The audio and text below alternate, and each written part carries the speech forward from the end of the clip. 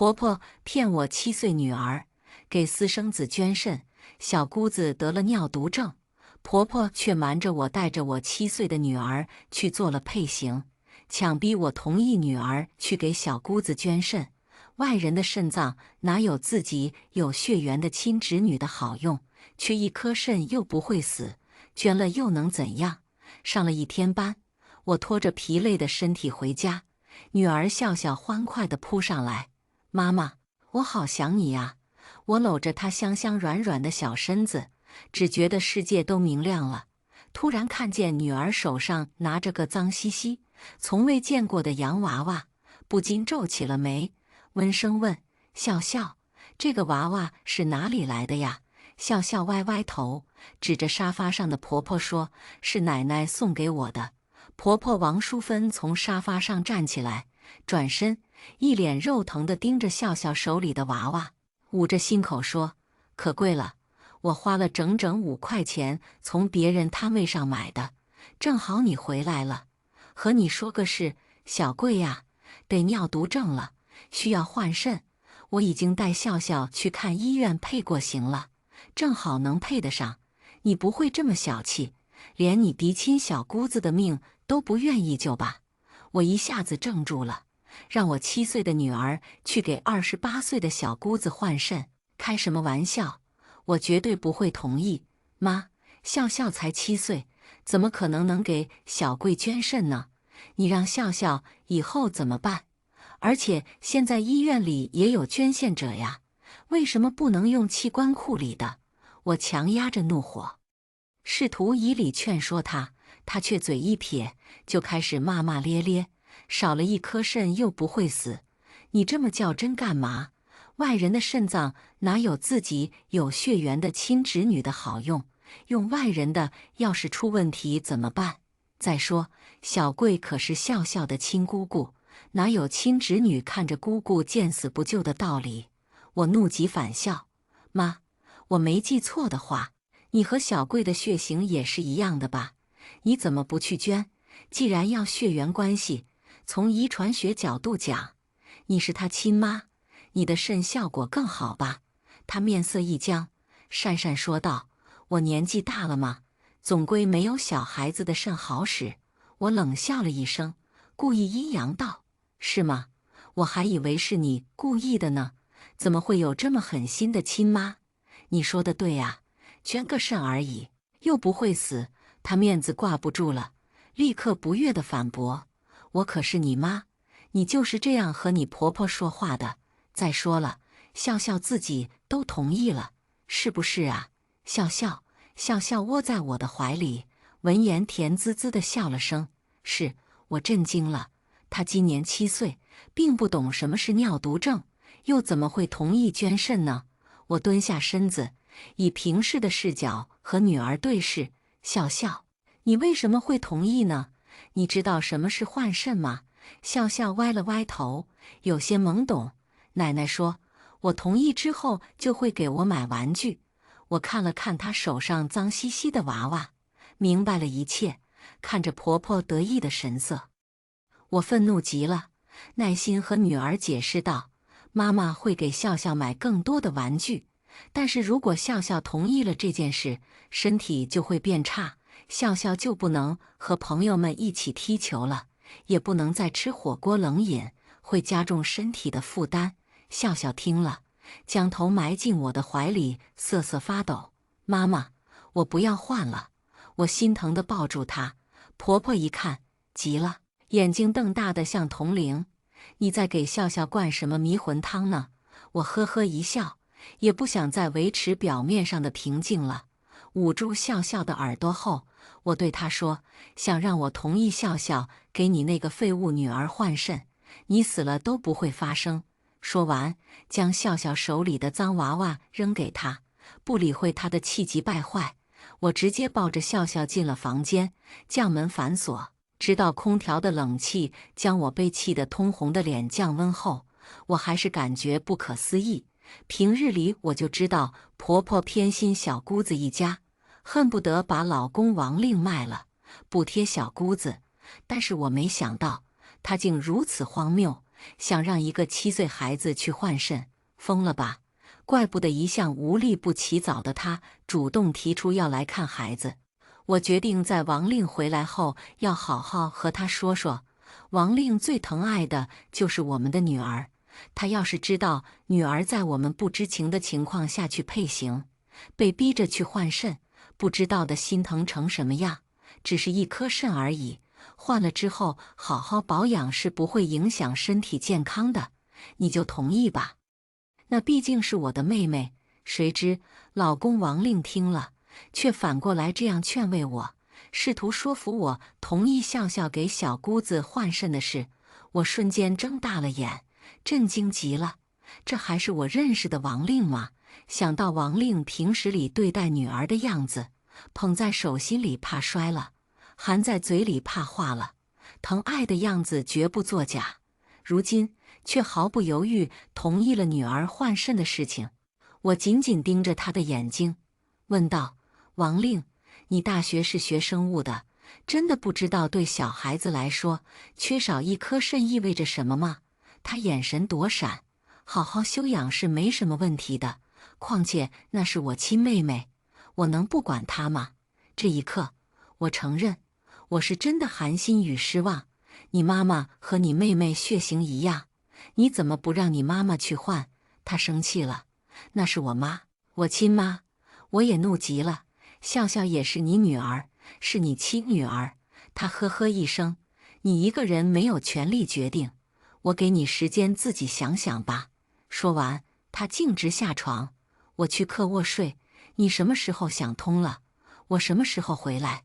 我毫不留情面，那你大概回不来了，干脆离婚算了。回答我的是砰的一声门被使劲甩上的声音。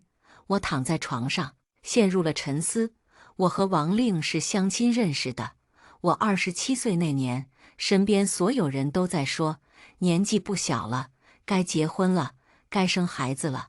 我抵挡不住父母家人的压力，火速相亲、结婚、生子，一切都像按下了加速键。结婚8年，王令一直都算是个不错的伴侣，但我没想到他会在这件事情上拎不清。我从不后悔生下笑笑，但是我现在却在思考我的这段婚姻。或许当年是我太过心急，踏进一段婚姻之后，家里人都开始无视我，试图用冷暴力的方法逼我妥协。婆婆每天做好了饭就端到客房，和王令一起吃，从不做我和笑笑的份。我无所谓，带着笑笑每天出去吃。不过3天，他们见不起作用，又开始打起了感情牌。一大早，小姑子一家堵在了我家门口。小外甥今年8岁，比我女儿大1岁，生得浴血可爱。可她一开口，就破坏了这份精致可爱感。舅妈，求求你救救我妈吧！如果你不救我妈，你死了之后，我就不给你摔盆。在王令老家，去世的人下葬前需要儿子来摔香灰盆，寓意着一路好走。如果没有儿子，通常由男方血缘相关的亲戚子侄来担任。当时我很不理解，王令也表示支持我。我们有笑笑这个贴心小棉袄就够了。可是谁能想到，当初如此疼爱女儿的他，竟然想要7岁的女儿去捐肾呢？看着眼前一脸骄横的外甥，哦不，死孩子！我面无表情将衣袖从他的手里拽了出来。没有必要，我不需要。小男孩许是平日里受宠惯了，并不习惯别人的拒绝，哇的一声大哭起来。王贵看到宝贝儿子哭了，也急了。小孩子家家的，你说话这么严重干什么？我无语，我也没说什么吧。王贵得寸进尺，一颗肾罢了，你真的忍心见死不救？我可不在乎他怎么说我，我只要我的女儿健康。再说，你亲妈都不愿意给你换，凭什么要求我女儿给你换？我看你真是猪拱门帘，全凭这张嘴。王令见我这么骂他的亲妹妹，脸上挂不住了，皱眉开口，乱说些什么？我瞥了眼浓妆艳抹、化了全妆、认真搭配了衣服的小姑子，她神采奕奕，容光焕发，似乎丝毫没有为自己得了尿毒症而担忧。这是已经料定好了我会妥协同意笑笑捐肾的事。我冷笑一声，得病了不好好在医院待着，到处乱跑，神采奕奕，可真不像得病的人。我本意是想要讽刺他不要痴心妄想，可得到的反应却远远出乎我的意料。小姑子王贵的眼睛里立刻划过一丝心虚，老公王令脸上闪过一丝不自然，婆婆的眼里立刻划过一丝凌厉的光，疾言厉色道：“你在胡说八道些什么？”我被他们的反应吓了一跳，接着心里警铃大作，他们心里有鬼。我突然开口问道：“小姑子在哪个医院呢？我时间去看看。”王贵结巴了一下：“在了半天，最后还是婆婆抢答：“在省立肿瘤医院。”王贵连忙跟着说：“对，在省立肿瘤医院。”接着又急忙补充了一句：“你工作忙，不用来看我。”看着他们欲盖弥彰的动作，我的心里逐渐形成了一个不可思议的猜想：小姑子根本没有得尿毒症。既然她没有得尿毒症，为什么要说谎骗我？甚至看他们的反应，似乎所有人都知道小姑子在说谎，只是瞒着我一个人。他们想干什么？想要笑笑做什么？这一刻，我不寒而栗。有什么事以后再说，笑笑上学要迟到了。我提起笑笑的书包，思绪纷乱，匆匆告别道：“开车送笑笑去幼儿园的路上。”我脑中暗暗思索刚刚发生的事，想了半天，没有任何思绪。笑笑，你喜欢爸爸吗？我小心翼翼开口试探。经过刚刚那件事，我下定了决心要离婚。我不会允许任何不安全、不安定的因素威胁到我女儿的生命安全。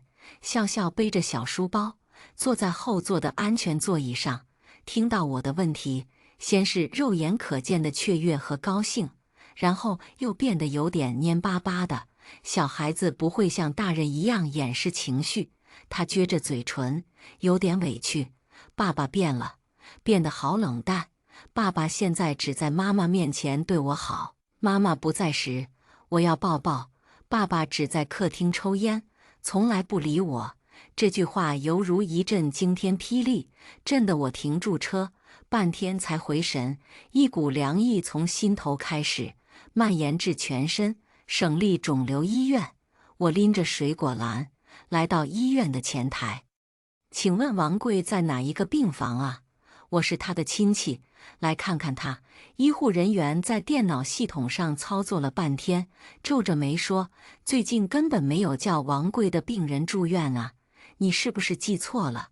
我心下了然，却继续追问道：“不可能啊，您能不能再帮我看看叫王贵的？今年28岁，得的是尿毒症。”医护人员又在系统里查看了一下，然后非常斩钉截铁地说：“肯定没有这个人。最近我们医院肾病科住院的就一个孩子，没有28岁的。”只能说，听到这个消息，我心里有种尘埃落定的感觉。果然如此，王贵果然没有得尿毒症。我神色自若地和医者道歉：“不好意思啊，麻烦了，可能是我记错医院了。”离开医院以后，我径直去学校接了笑笑。恰逢周末，借着笑笑想念外公外婆的名义，我把他送到了我爸我妈家。在没搞清他们真正目的之前，我不可能让笑笑和他们生活在一起。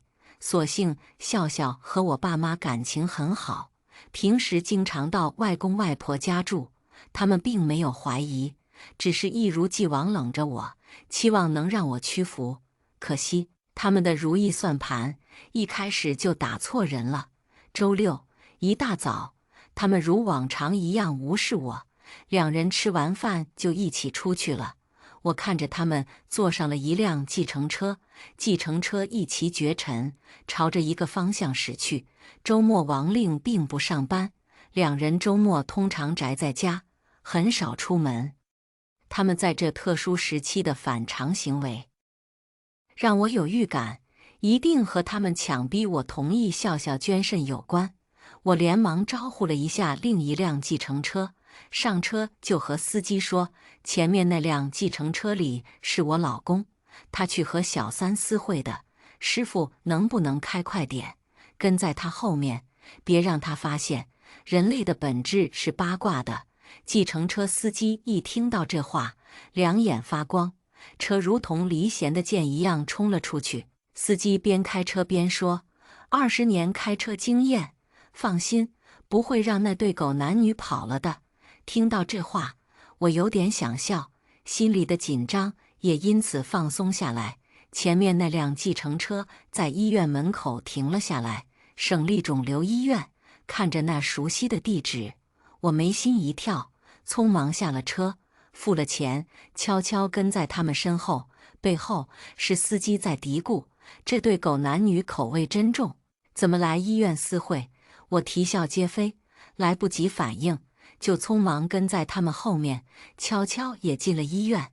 他们进了最里面的一个病房，房门没关，可以看到里面的景象。小姑子王贵、婆婆以及王令3个人围着一个病床上的男童轻声哄着：“我不喝水，我要喝可乐。”小男孩脸上满是骄横，手上还挂着点滴，踢着腿撒泼。他看起来5、6岁的样子，比笑笑还要小。那个向来的理不饶人的婆婆，此刻一脸心疼：“我的乖孙子，等咱们病治好了就吃。”转向王令时，眼里又带上了几分不满。那个女人到底什么时候同意笑笑捐肾？本想着借着你妹妹的借口，她能同意，没想到她这么狠心，哪怕以为是你妹妹也不同意。要是耽误了我大孙子的命，她可怎么赔呀？王令温柔地安抚着那个小男孩，一贯温和的脸上也露出了几分狠厉。本以为我这辈子就只有笑笑一个女儿了，没想到上天垂怜，送给了我一个宝贝儿子。他不同意也得同意，笑笑也是我的女儿，他说不捐就不捐了。婆婆这下满意的笑了，这才对嘛。乐乐可是笑笑的亲弟弟，血缘近的肾脏才好用，你抓紧，至少让笑笑愿意。笑笑愿意了，就带他来医院捐肾。主刀医生是你妹夫，我女婿，肯定不会让我宝贝大孙子出事的。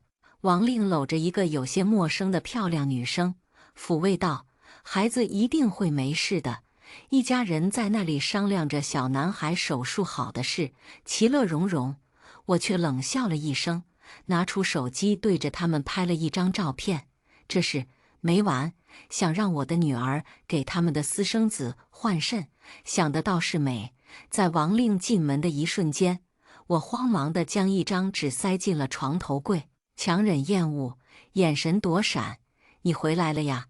或许是见强硬政策没用，他现在采取了怀柔政策，对我态度好了不少。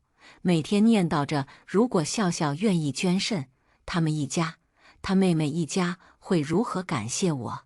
我每次都左耳朵进，右耳朵出，当做个屁放了。“你干什么呢？”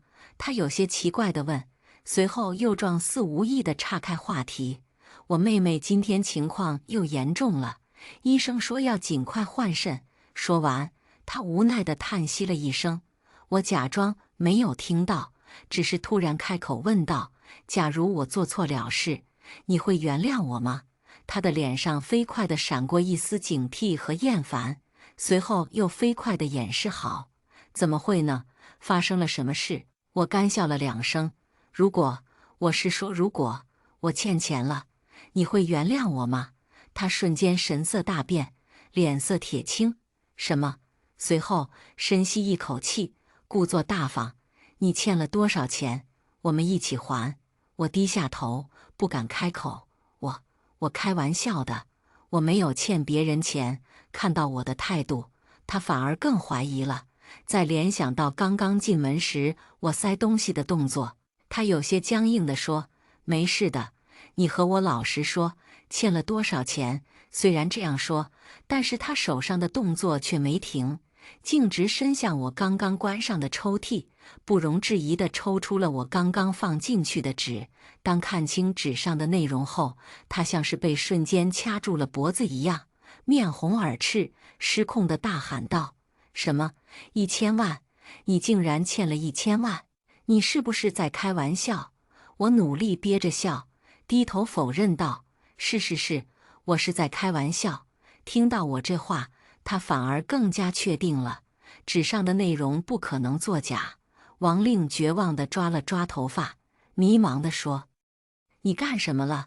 欠了1000万，你老实说。我不生气，我们一起还。我猛地抬头，真的吗？他脸上挤出了一个扭曲至极的微笑。当然了，我极力哽咽。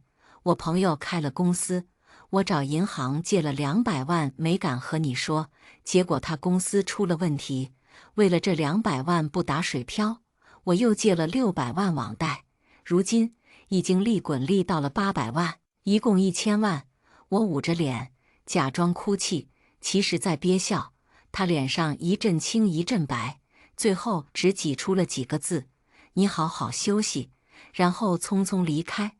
他走之后，我脸上的伤心表情立刻消失了，无聊地打了个哈欠。今晚有人要睡不着喽。当晚，我睡了这么多天来的第一个好觉。第二天一早，我起床准备去上班，看到了2个脸上挂着浓重黑眼圈的人，王令和我如今名义上的婆婆。看来呀，昨晚有人愁得一晚没睡。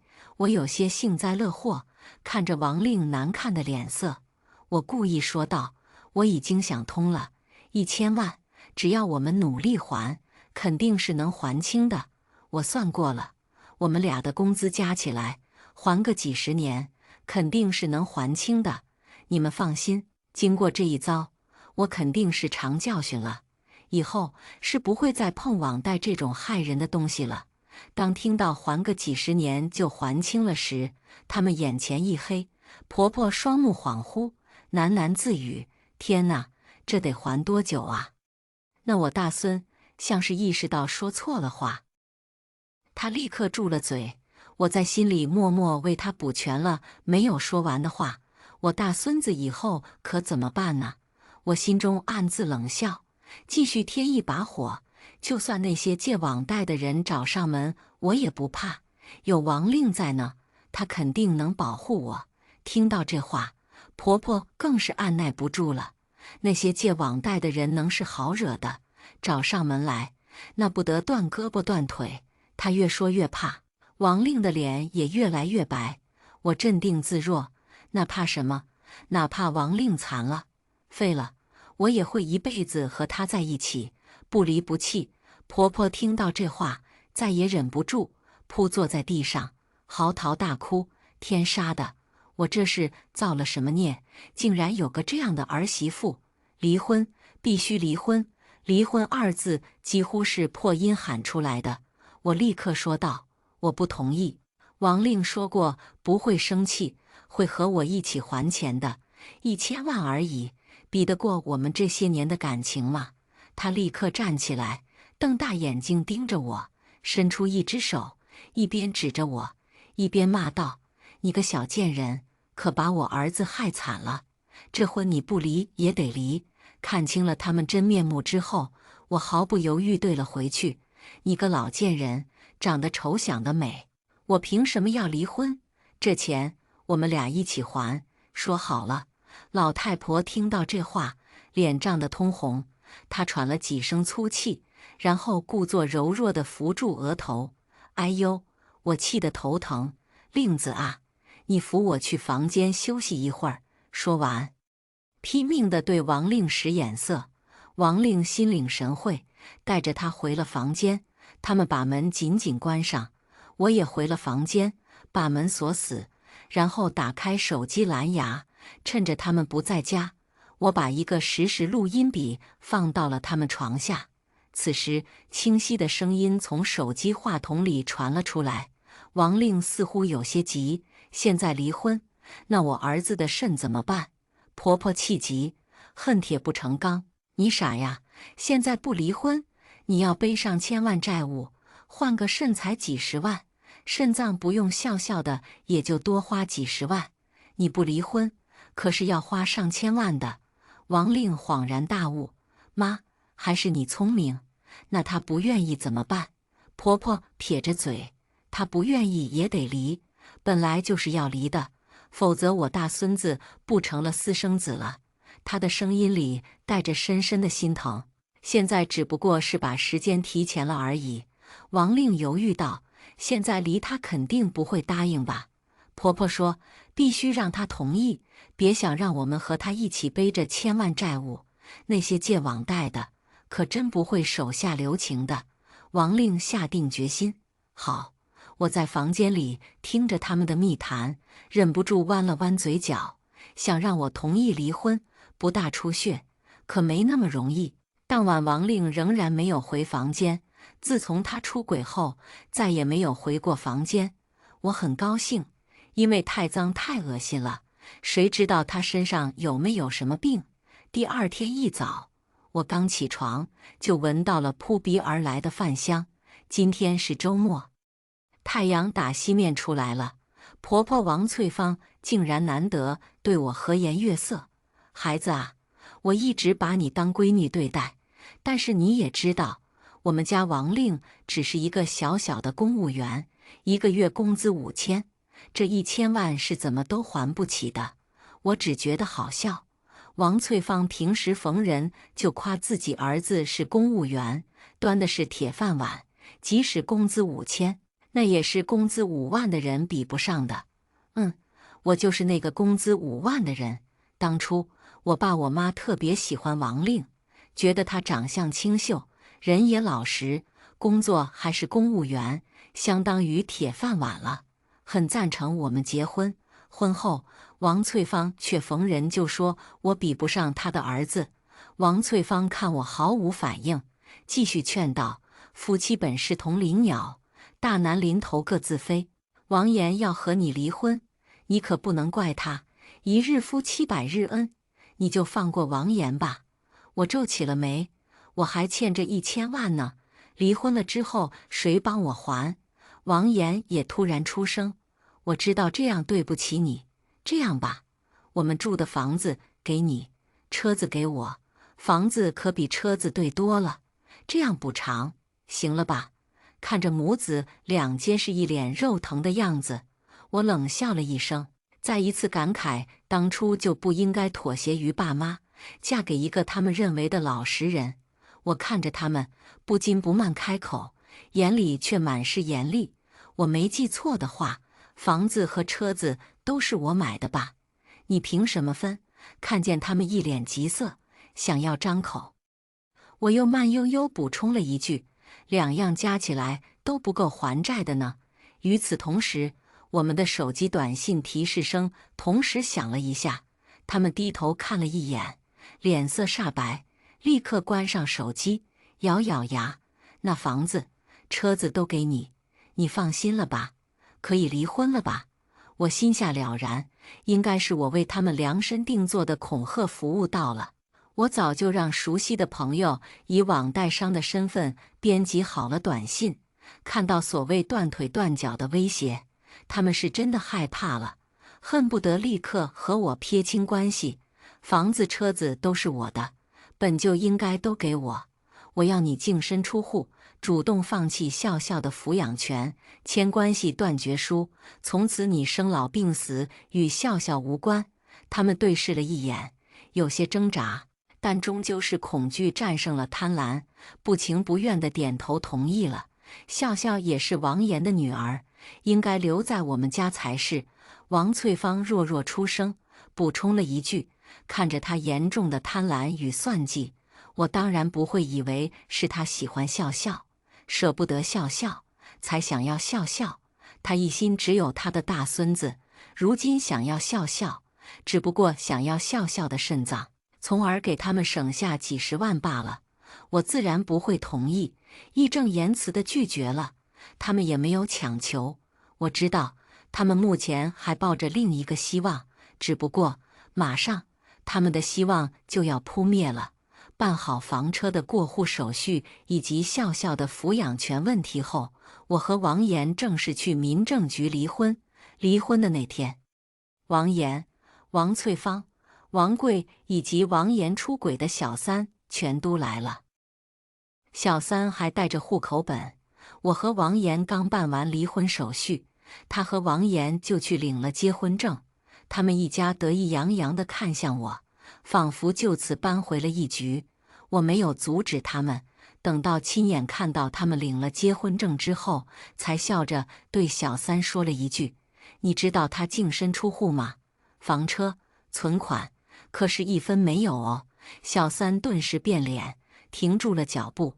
真的吗？我就知道王岩不敢告诉小三，他是个外人面前老实却丝毫不敢露怯的人。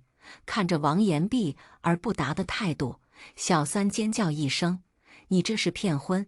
王岩脸色逐渐不耐烦：“孩子都生了，结婚证也领了，你以为你还能跑得了？”两人陷入扭打。前婆婆王翠芳和前小姑子王贵看在眼里，急在心里。王贵指着我鼻子骂：“你个搅家精，小气鬼！不仅不肯让笑笑捐肾，还把他们小夫妻害成这样。”听到他提起笑笑，我面色一冷。他还敢提笑笑？我面上保持微笑，说道：“你儿子和我女儿一个血型，你儿子也可以给你妈心爱的大孙子捐肾吧？笑笑和你们签了断绝关系书，但你儿子可没有。相信你一定会同意的吧？”他的脸上划过一丝慌乱。“你在胡说什么？我儿子怎么能捐？他才多大呀？”我冷冷道。“哦，原来你也知道小孩子不能捐肾啊？怎么棒子落不到自己身上就不知道疼吗？”他沉默了一瞬，扭头不甘心地对王翠芳道：“妈，乐乐是您孙子，我儿子也是您外孙，您肯定不会打我儿子的主意的吧？”王翠芳本就生气，一听这话更气了，连着王贵也一起骂起来：“没良心的东西！”王贵当然不会让他，母女俩也就此吵起来。我看着这混乱的场面，蓦然转身。他们的好日子才刚刚开始。他们之所以如此轻易地和我离婚，是因为相信了他们新儿媳是个白富美，可却不曾想过，哪有这么好的事？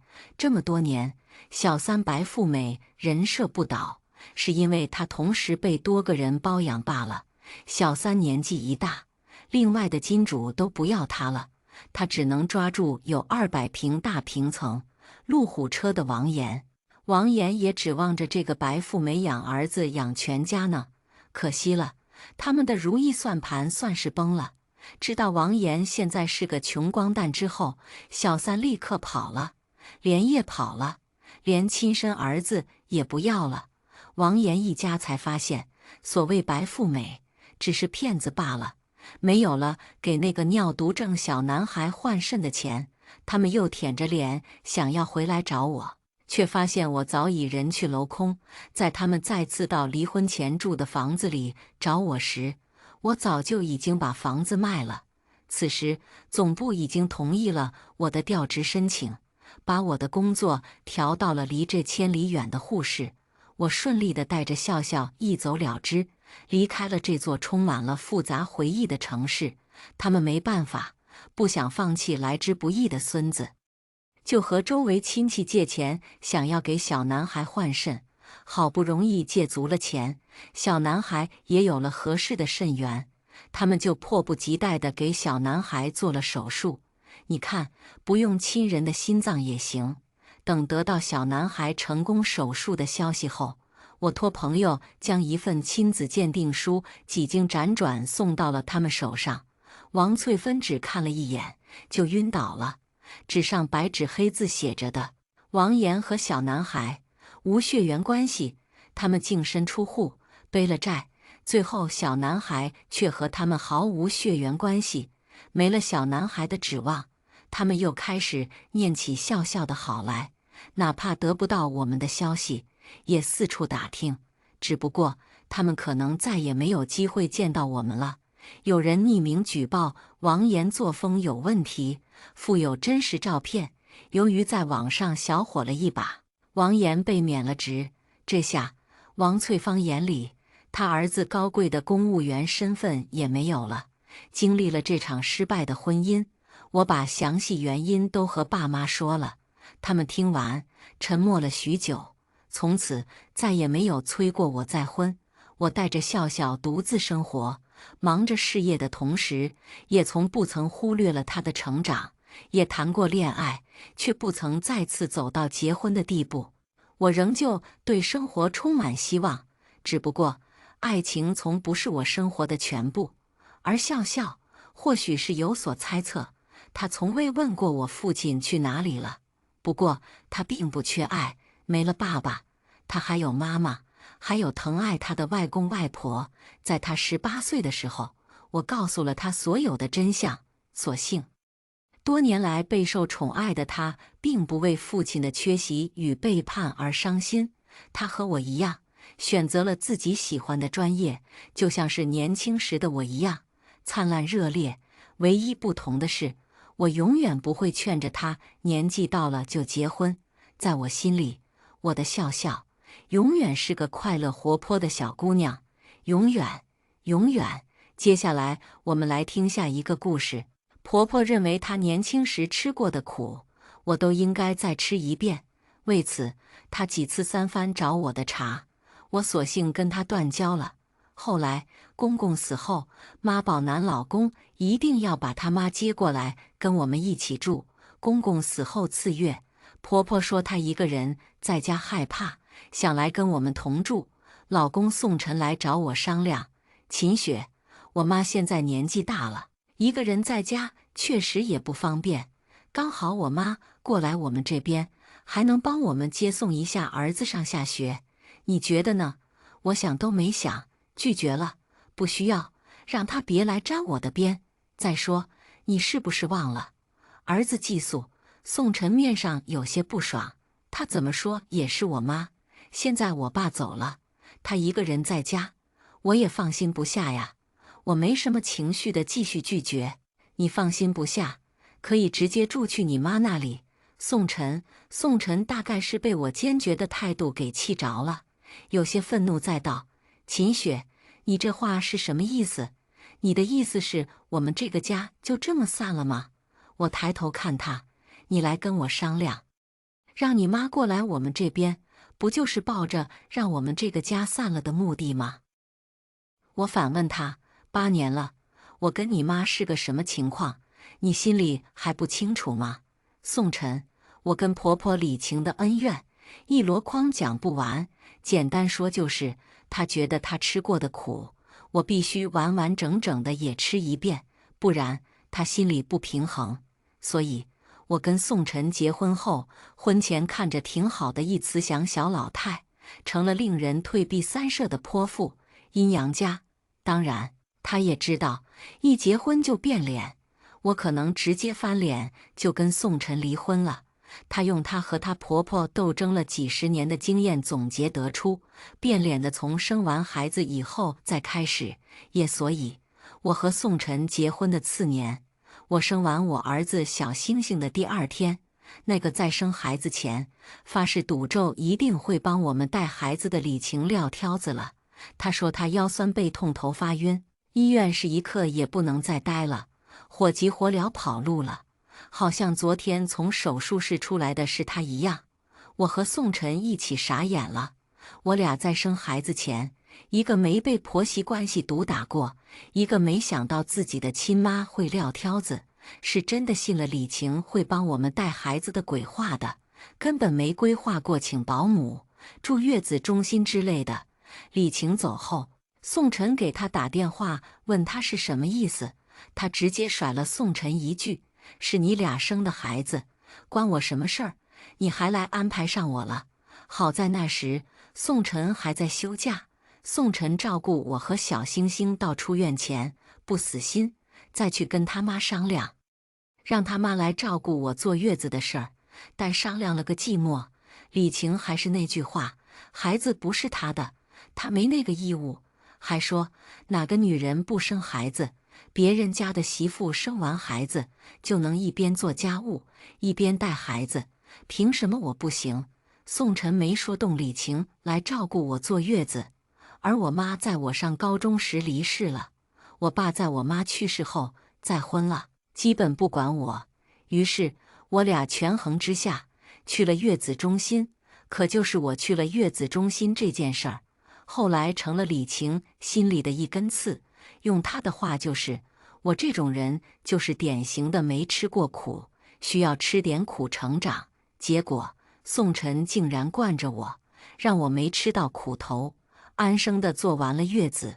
这跟他预想的不一样，在他的预想中，我应该在月子上就开始照顾我儿子的同时，还要把他儿子也给一起照顾了。为此，他在我出了月子中心后，一次次来我这里找事，给我立规矩。李晴第一次来我这里找事，是在小星星出生2个月的时候。那时因为李晴撂挑子，我只能离职，自己在家带孩子。我和宋晨结婚前，因为买房装修，几乎花完了我俩大部分的存款，加上去了一趟月子中心和小星星的开销，我俩直接变成存款清零的状态，每个月还有3000多的房贷。宋晨看着我为难地说：“老婆，请保姆1个月至少得增加5000多的开销，你现在的工资1个月也就6000多，小星星又还小，我们都不放心给保姆带，你牺牲2年，等小星星上学了再去上班，行不行？”老婆，你放心，你只要照顾好小星星就行，其他都不用你操心。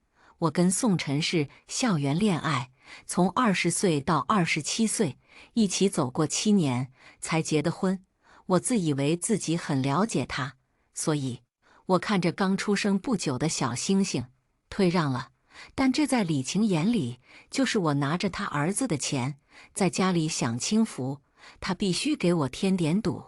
是以他带着宋晨家2个姨妈，以看小星星为名，来了我们这里后，跟个大爷似的往沙发上一坐，等着我伺候他和他家那2个亲戚。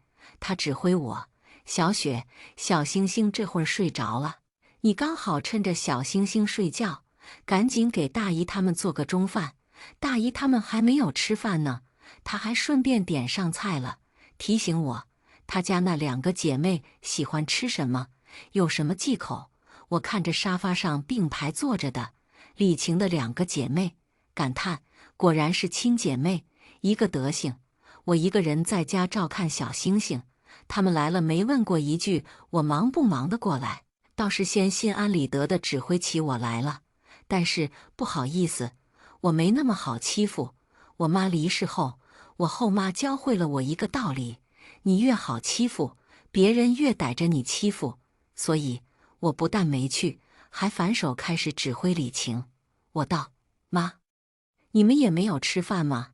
那你们来的刚刚好，我也还没有吃，你去做吧，顺便把我的一起做了。”李晴理所当然，我们是客人，哪有客人做饭的道理？我白了他一眼：“客人嘛，我今天没邀请任何人来我家做客。”李晴应该是没想到，一直都挺好说话的我，突然不但不好说话了，还跟他对着干起来了，一时有些懵。毕竟在他撂挑子前，我一直都是个3好媳妇，过年过节给他送礼，人前永远夸他几句。我和宋晨买的房离他家就7个公交站的距离，他有个3病2痛，即使大半夜，我和宋晨都会一起过去看他。连我怀孕时，有一次他急性肠胃炎，宋晨出差去了，我一个孕妇和公公一起在医院为他忙前忙后。更甚，他撂挑子后，也一直都是宋晨去跟他谈，我没有跟他说过任何难听的话，所以他好一会儿才反应过来，尖声再道：“我们作为长辈过来关心你，你这是什么态度？”我问：“你关心我什么了？关心我一个刚剖腹产不久，自己还要带孩子的人，为什么不主动去给你做饭吗？你也好意思？李晴，李晴被我对了，又有她家2个姐妹在场，面上挂不住，愣了片刻后，给宋晨打电话，开着免提质问宋晨：“你媳妇是什么意思？我和你大姨三姨好心来你家里看她和小星星，她不但不招呼我们，还给我们摆脸色，骂我有她这么做儿媳妇的吗？”宋晨那时候对他妈撂挑子这件事儿也有火，比李晴火气更大。妈，你不帮忙带孙子，我们没有意见，但是你别上门去无理取闹，行吗？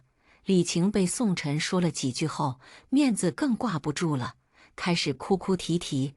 宋晨，我养你这么多年，就因为我身体不好，没有帮你带孩子，你就这么跟我说话的？你还是个人吗？李晴这一哭，她家那2个姐妹也觉得她受了天大的委屈，跟着她一起在电话里声讨宋晨。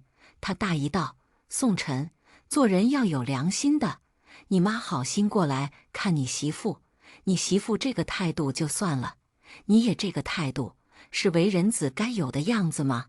她三姨道：“你妈那些年为了你吃了多少苦，你现在翅膀硬了，这么跟你妈说话的。”最终是还在上班的宋晨请假回来，把李晴和她家2个姐妹给请出去的。李晴第一次试图在我这里立规矩没立成，还被他儿子请回去后气不过，恰好那时快要过年了，他趁着过年打算再给我立一次规矩。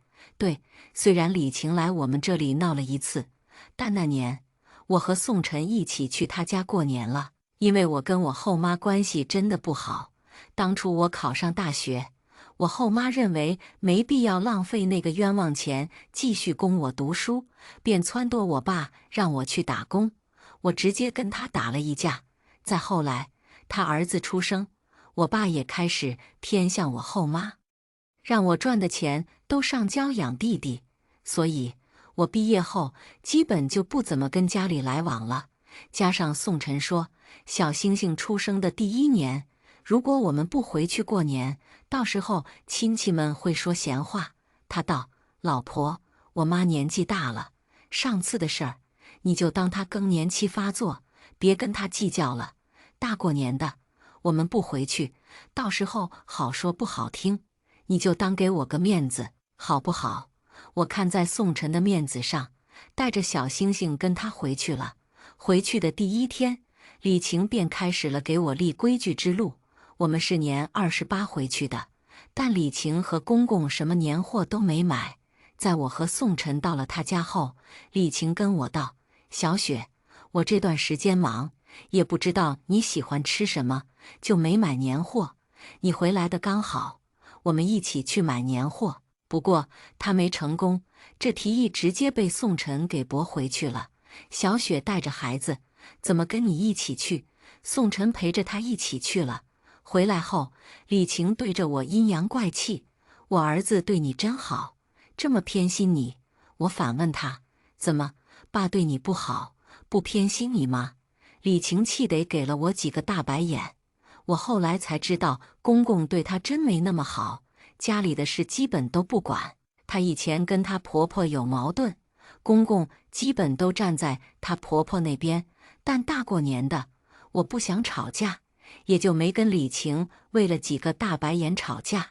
奈何李晴不甘休，第2天，她邀请了她家那群亲戚来她家打麻将，然后她把宋晨喊上桌陪他们打麻将后，给我分配任务：“小雪，小星星我帮你看着，你去做饭吧。宋晨说你做饭做得特别好吃，亲戚们都还没有尝过你的手艺呢。刚好我最近腰痛，做饭时连弯腰都难受。”我抽着嘴角看了眼他家一屋子的亲戚，再看看他得意的神色，懒得跟他正面刚，而是走到客厅，拍了拍正在打麻将的宋晨：“你妈说她腰痛，做不了饭，我帮你打牌，你去做饭。”宋晨去了，李晴顿时腰不痛了，把他推出厨房：“谁家是男人做饭的？你别来捣乱。”亲戚们散了后，我在房间里给小星星喂奶，李晴在客厅里声音超大的对着宋晨指桑骂槐。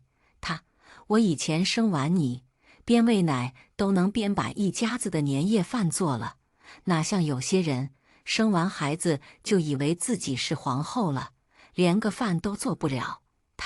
年轻人这点苦都吃不了，有什么用？宋晨让他别说了，他说得更起劲了。我出去一句话给他堵了回去，能者多劳，你吃的苦，多苦几年不就行了？别老巴巴。李晴怒了，凭什么我要一直吃苦？我理所当然，因为你愿意呀。你都吹捧上吃苦了，你不吃苦谁吃苦？李晴闭嘴了。过完年，宋晨还想在李晴家多住几天，但我直接带着小星星回去了。再跟李晴多待1分钟，我都怕我忍不住跟他打起来。然而，即使我为了不跟他打起来，尽量不跟他来往了，但仅仅4个月后，我真的跟他打了一架。因为4个月后他生日，暗示我他想要一个黄金镯子，说他家2个姐妹的金手镯都是儿媳妇买的。我没搭理他，也没给他买。他过完生日，就着我没有给他买金镯子这件事，时不时给宋晨打电话发信息说我的不是。在他第 N 次给宋晨打电话说我的时候，刚好被我听见了。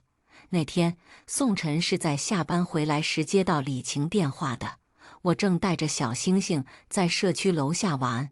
宋晨那段时间加班比较多，回家还要跟我一起照顾小星星，脾气也暴躁。李晴应是在电话那头再次说了我没有给他买金镯子的事儿，宋晨直接给他撅了回去。妈，金镯子，金镯子，你张口只要说一句，那金镯子多少钱？你想过吗？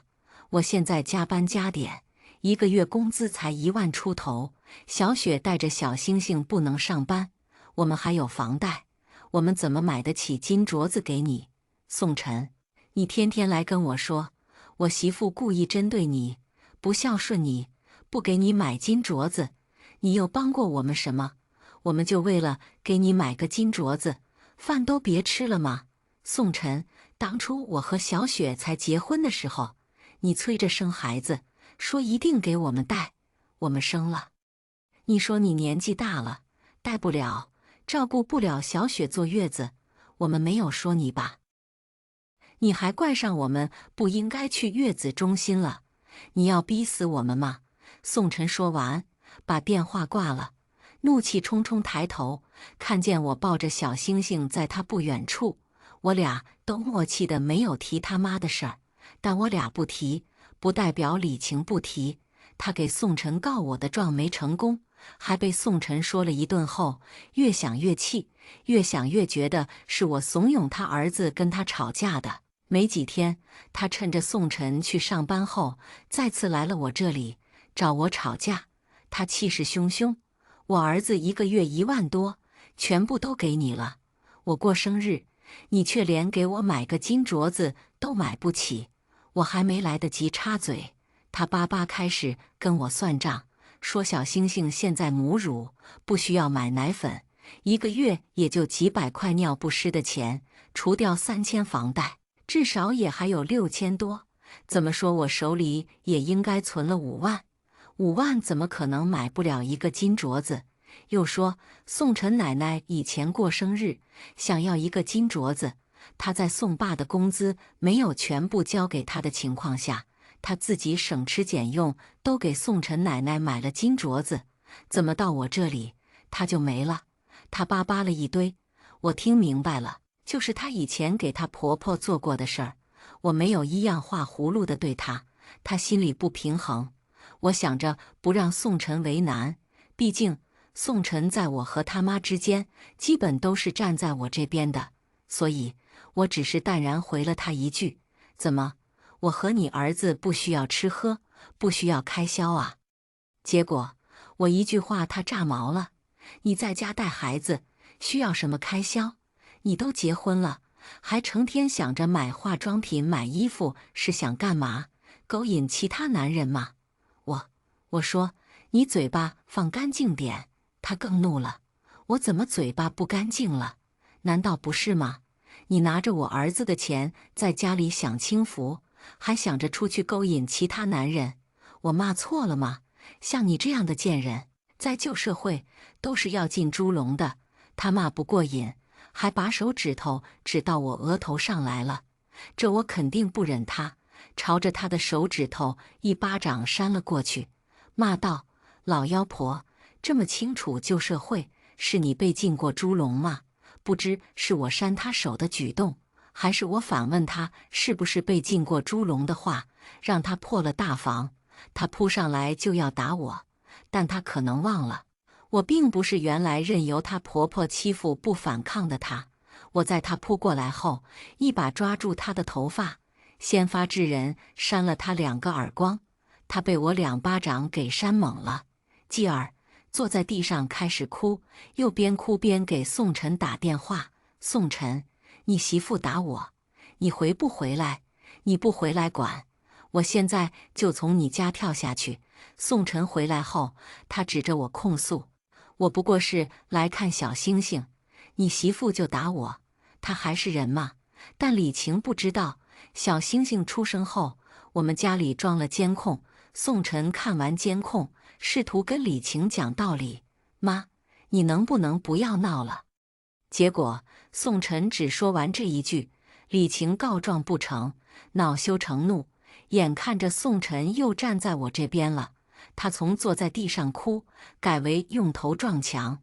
宋晨，你娶了媳妇忘了娘就算了，你媳妇现在打我，你不但不管，还指责我，我不如死了算了。宋晨，宋晨，宋晨，宋晨眼疾手快抓住了撞墙的李晴，跟他说了一堆好话、软话，才把李晴给哄走了。但也是从这次过后，宋晨对我态度开始变了。他送李晴回去，送到第2天才回来，不知道他爸妈跟他说了什么。他回来后，揉着眉心指责我：老婆，你何必一定要跟我妈吵呢？我道：宋晨，你说清楚，什么叫我一定要跟你妈吵架？我躲她都躲到不愿意跟她见面了，是她一定要来我们这里闹事的。宋晨噎了一下，但片刻，他又道：老婆，你不觉得你太强势了吗？明明是只要你跟我妈说2句软话就能解决的矛盾，你非要跟我妈呛，我不这么觉得。我道：宋晨，你别扑我，你妈上门来找事，还有理了。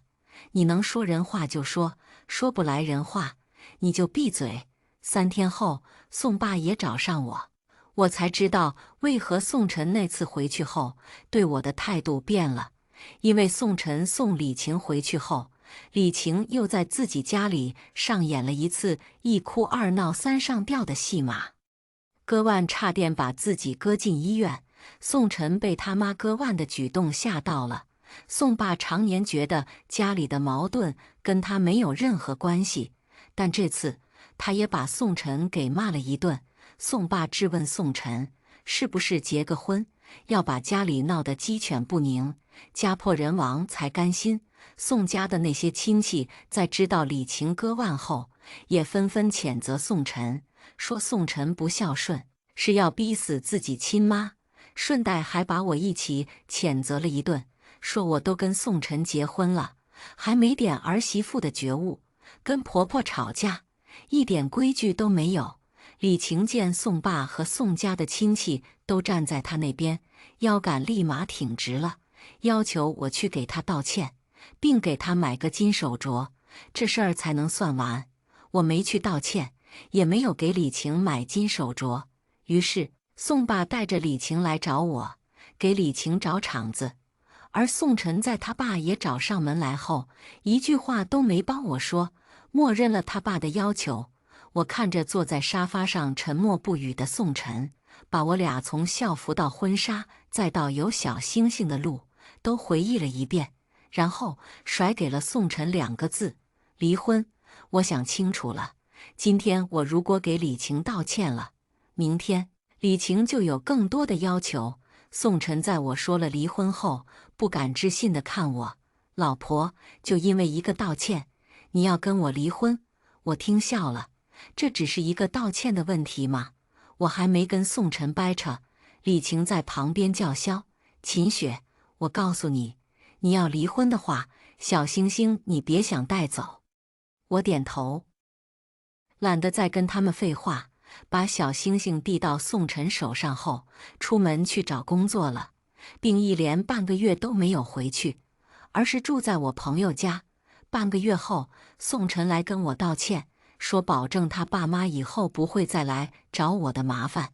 李晴和宋爸也不要求我给李晴道歉了，我十分清楚为什么，因为我不带小星星后，宋晨要上班，李晴嫌一个人带小星星太累，宋爸又是个甩手掌柜，不可能帮忙，李晴这才灰溜溜地走了。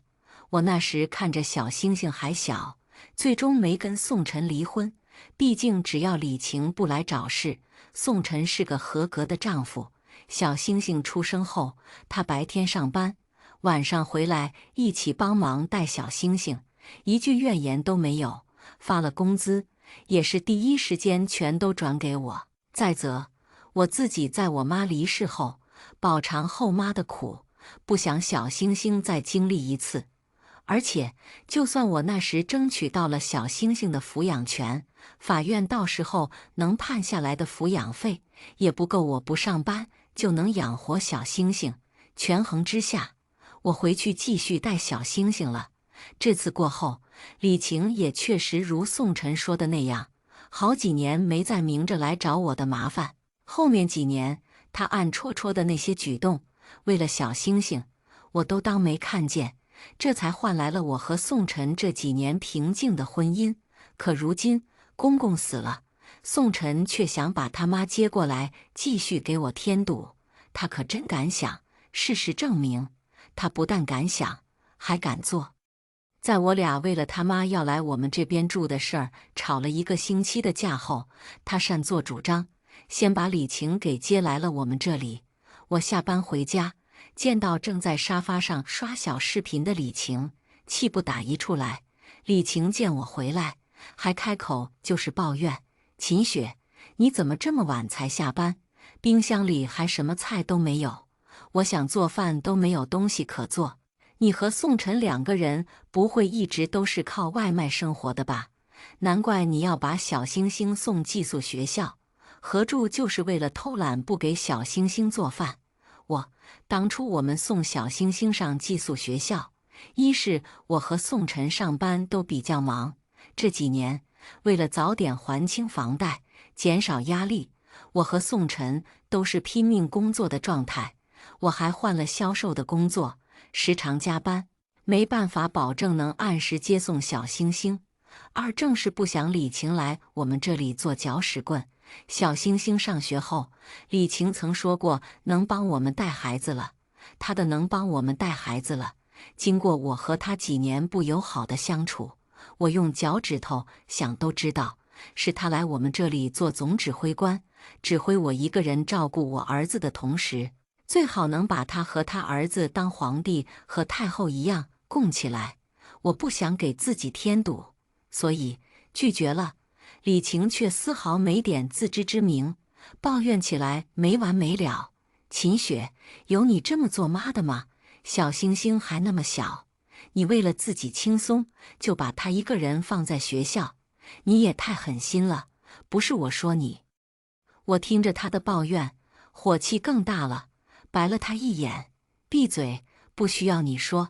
李晴，我不想跟李晴吵架，短暂的闭了闭眼，压下火气进房间给宋晨打电话，问他：宋晨，你是什么意思？宋晨在电话那头支支吾吾：老婆，我妈一个人在家，我真的不放心，你就让她先在我们这里住一段时间，等过段时间，她就自己回去了。她可拉倒吧，李晴能自己回去才有鬼了。就我跟宋晨因为他要过来而吵架的这1个星期，他还发动他家亲戚来给我施压，让他家亲戚来跟我说，他现在一个孤寡老人，让我不要没有良心，不接受他。他家那些亲戚也是咸吃萝卜淡操心，真为了他给我打电话说教。秦雪，你婆婆就宋晨这一个独生子，现在你公公走了，他不跟你们一起住，能去哪里呀？你做晚辈的，得饶人处且饶人，没必要一直抓着以前那点陈芝麻烂谷子的事儿不放。做人要讲良心的，他把宋晨养这么大不容易，你就看在宋晨的面子上，让他过去跟你们一起住。说句不好听的，他现在都60几岁了，还能活多久呢？再说，将来你也有老的一天，你换位思考，如果将来小星星结婚了，他媳妇不准你跟他们一起住，你也会心里难受，是不是？我回了他家亲戚一句，你们觉得他不容易把他领回去孝顺不就行了？后直接把他家亲戚的联系方式都拉黑了，他和他家亲戚才消停了。此刻我深吸了口气，跟宋晨道，要么你现在赶紧回来，把你妈弄回去，要么就别怪我不给你妈面子，把她赶出去了。宋晨沉默片刻，秦雪，你这样有意思吗？她是我妈呀，我拒绝跟她废话，这些车轱辘的话，你不要再跟我说了。我现在问你，是你自己回来把你妈请回去，还是我把她赶出去？然而，宋晨那边还没有回话，我房间的门被敲得震天响。李晴在我房门外尖声道：“秦雪，你有什么资格赶我出去？这房子也有我儿子的份。我告诉你，我想在这里住多久就在这里住多久。”他歇斯底里：“你算个什么东西？还真以为你自己是个人物了？我特么，我真是给他脸了。”而宋晨明明听到他妈的话了，依旧在电话那端沉默着。我越想越气，于是挂了电话，出房间，把李晴的行李连同他人一起给推出去了。这房子你儿子有份没错，但你没份，没有我的同意，你就是住不进来，滚！李晴被我推出去后，气不过，在门外骂我：“秦雪，你这样对我一个老人，你会遭报应的。”我呵呵，我最大的报应就是当年眼瞎，跟他儿子结婚了。宋晨在李晴被我赶出去后，这才火急火燎回来指责我：“秦雪，你就这么把我妈赶出去？我妈万一想不开，有个什么三长两短，你想过吗？你这么做之前，就不能为我考虑一点吗？”我反问他：“你在明知道我不会接受你妈跟我们同住的情况下，非要把你妈接过来的时候，为我考虑丝毫了吗？”宋晨，我妈不就是当初没帮你带孩子，你有必要这么容不得我妈吗？我呸！李晴当初来我们这里找的那些事，她是丝毫不记得了。不过也对，毕竟李晴跟她是亲母子，母子间哪有什么隔夜仇？何况李晴当初是来找我的麻烦，不是找她的麻烦。我不跟她掰扯那些陈年旧事。我说，对，这个家有我没她，有她没我。宋晨深吸了口气：“秦雪，你至于吗？”我望着满脸愤怒的宋晨，斩钉截铁：“至于，许是我的态度太过坚决。”宋晨脱口而出：“秦雪，如果你这么容不得我妈，我们还过什么？我见面那就别过了。”宋晨，你想清楚了？我想清楚了。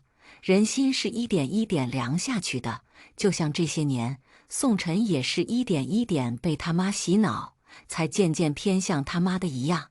我俩上次闹到要离婚后，李晴看似没再来找过我的麻烦，实则时不时就在背后跟宋晨洗脑说，我一个反正没有娘家撑腰的女人，根本就不敢和他离婚。我要真敢跟他离婚了，连个去的地方都没有。我俩上次闹到离婚，我最后还不是灰溜溜的回去跟宋晨好好过日子了。这些话虽然没有说到我面前来，但是宋晨展示到我面前来了。小星星还没有上幼儿园之前，我因为跟李晴的矛盾，过年过节不论宋晨说什么，我都不愿意再跟宋晨回去李晴家，还把李晴和宋爸的联系方式全部拉黑删除了。李晴觉得儿媳妇不再跟他家来往后，让他家很没面子，每到过年过节就逼着宋晨带我回去。宋晨一开始还跟我好声好气说，我这样一直不回他家，让他家很没面子，说每次他一个人回去，他家的亲戚都用异样的眼光看他，问他为什么娶了媳妇，过年过节却不带媳妇回去。我多次不愿意妥协，跟宋晨一起回去受气后，宋晨也开始觉得是我在针对李晴，给我来了句：“秦雪，如果我妈是你亲妈，你也会这么针对她吗？”我呵呵，我亲妈可不会在我还在医院的时候就直接不管我了。宋晨不死心：“秦雪，你不觉得你这样是在为难我吗？一边是我妈，一边是你。换位思考，如果你亲妈还在，你肯定也不会希望我跟你妈交恶，对不对？”我道：“我会希望你跟她绝交。”宋晨怒道：“那不过是因为你亲妈不在了，你才这么假设罢了。”因为他这句话，我俩冷战了3个月。小星星上幼儿园后，我重新开始上班。李晴眼见着小星星大了，好带了，又跟宋晨说他能帮我们带孩子了，要来跟我们一起住，帮我们带孩子。被我拒绝后，宋晨还觉得是我在小题大做。他道：“秦雪，我有时候真的不理解你，我妈不来帮我们带孩子，你有意见，现在我妈要来帮我们孩子了，你还是有意见？你这种没……”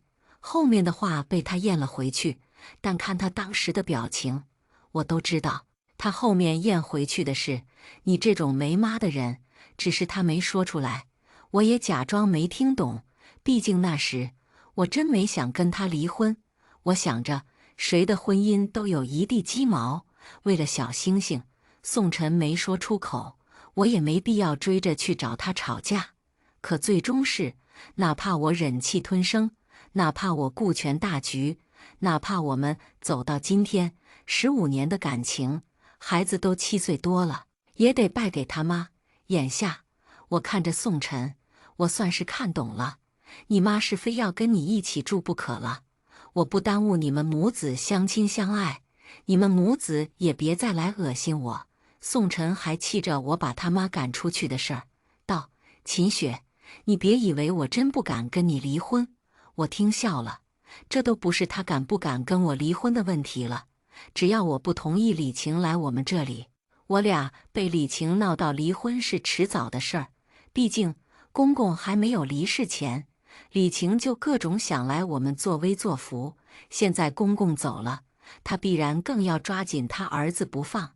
宋晨现在还完全偏向他了，毕竟宋晨的奶奶当年给李晴打过样板。宋晨奶奶病死前是李晴伺候的，而李晴真过来我们这里，我的日子肉眼可见会鸡飞狗跳，天天受气。我可不受李晴这个气，不如就和宋晨早点散了，省得我到时候被气到乳腺增生。宋晨见我态度坚决，愤愤然往我头上扣帽子：“秦雪，就因为这点小事，你连儿子都不顾了？你想没想过，我俩真离婚了，儿子怎么办？”我道：“儿子跟我，你和你妈好好过日子。”宋晨。然而，真到我要跟宋晨去民政局登记离婚的时候，宋晨却又不去了，一直跟我叭叭李晴以前怎么不容易。李晴是他妈，他爸现在走了，他总不能真的不管他妈之类的车轱辘话，试图说服我同意让李晴过来跟我们一起住。我直接给他撅了回去：“你妈以前再不容易，不是我造成的，跟我没有半毛钱关系。你要管你妈，我没有阻拦过，我只有一个要求，让你妈别来我这里恶心我。很难吗？”我想了想再问：“还是说，你其实也并没有多想管你妈？你只是被你妈一哭二闹三上吊的招数，以及被你妈那些亲戚天天在你耳边说的孝道给闹得心烦了，自己不想管了，所以要把管你妈的责任推到我头上来。宋晨狡辩：秦雪，我不是这个意思，我妈来了之后，肯定我自己管，不需要你操心。我妈就是想跟我们一起住，她年纪大了，一个人住觉得孤单，谁家老人不希望年老之后享天伦之乐？净说屁话！他妈来了，我们这里骂街她都不管，还不需要我操心。但我扯了扯嘴角，不跟他废话。宋晨，你跟不跟我离婚，我都无所谓，反正你别把你妈弄到我面前来。宋晨跟我僵持了半个月，最终在李晴天天哭着给他打电话说，一个人在家害怕后，住去李晴那里了。他爱去哪儿去哪儿，我不关心。我俩8年多的婚姻，他妈的那些刁难，他后来开始偏向他妈，试图让我去他妈那里受气的举动，早已经让我对他寒了心。不，我后来想明白了，从一开始他就是偏向他妈的，不然他不会在他妈上门来刁难我之后，过年过节还要求我跟他回去李晴家去受李晴的那些气，也不会在他妈对着他指桑骂槐时，只是喊他妈别说了，而不是直接对回去，更不会在我和他妈都打起来后，却离谱地要求我去给他妈道歉。只是我在我妈离世后，再没被人无条件偏袒过，把他言语上的偏袒当成了偏爱。只是我当时对宋晨还有滤镜，生活把我在他身上的滤镜磨掉，我才看清楚，他当时看似偏向我，也不过是李晴不愿意帮我们带小星星，他只能哄着我自己带小星星。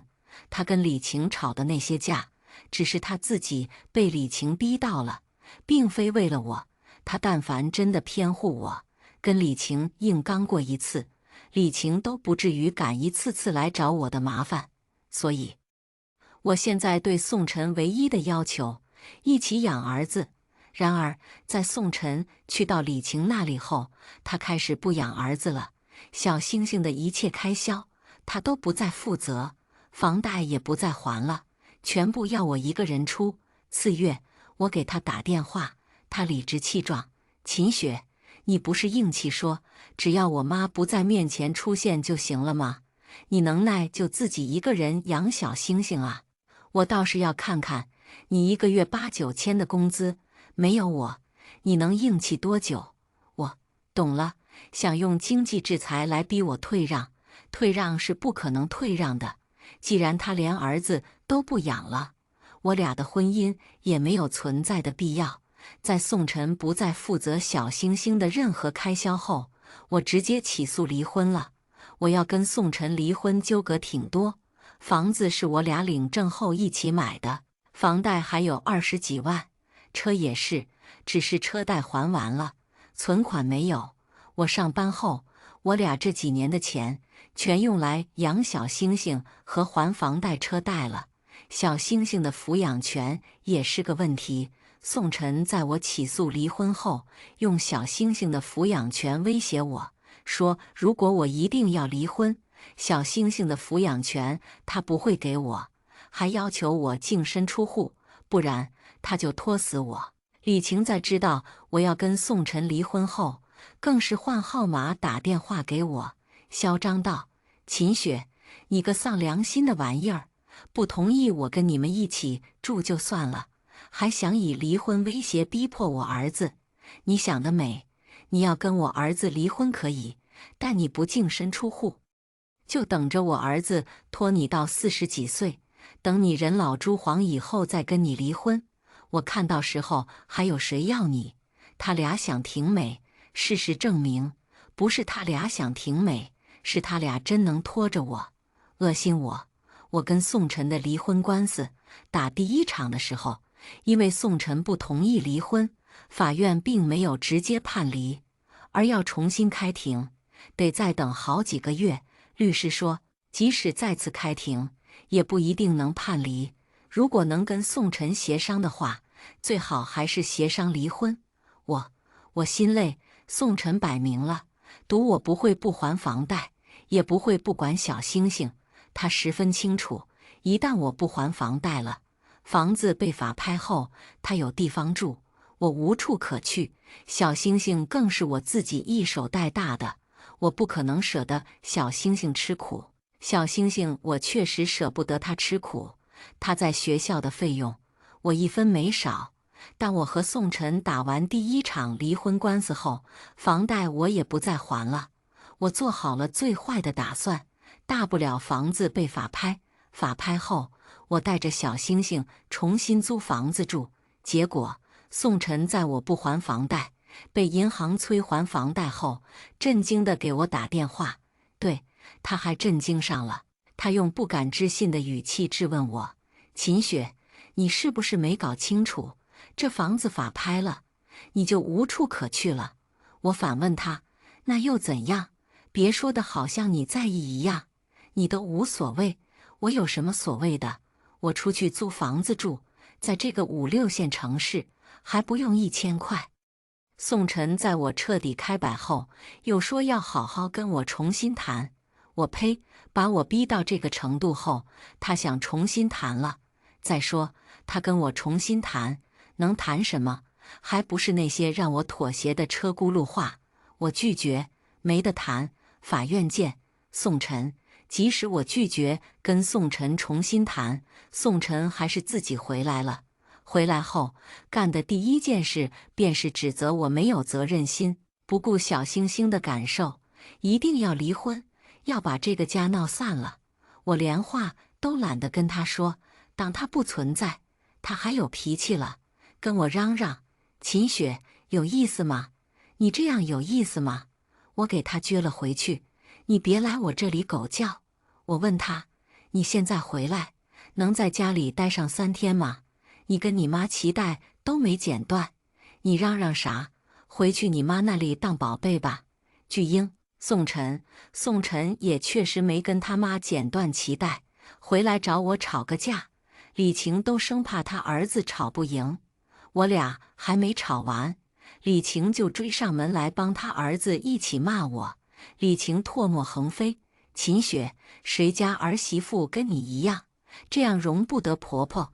像你这样的儿媳妇，谁家娶了谁家倒霉。”我白了他一眼：“李晴，质问别人之前，先问问自己配不配。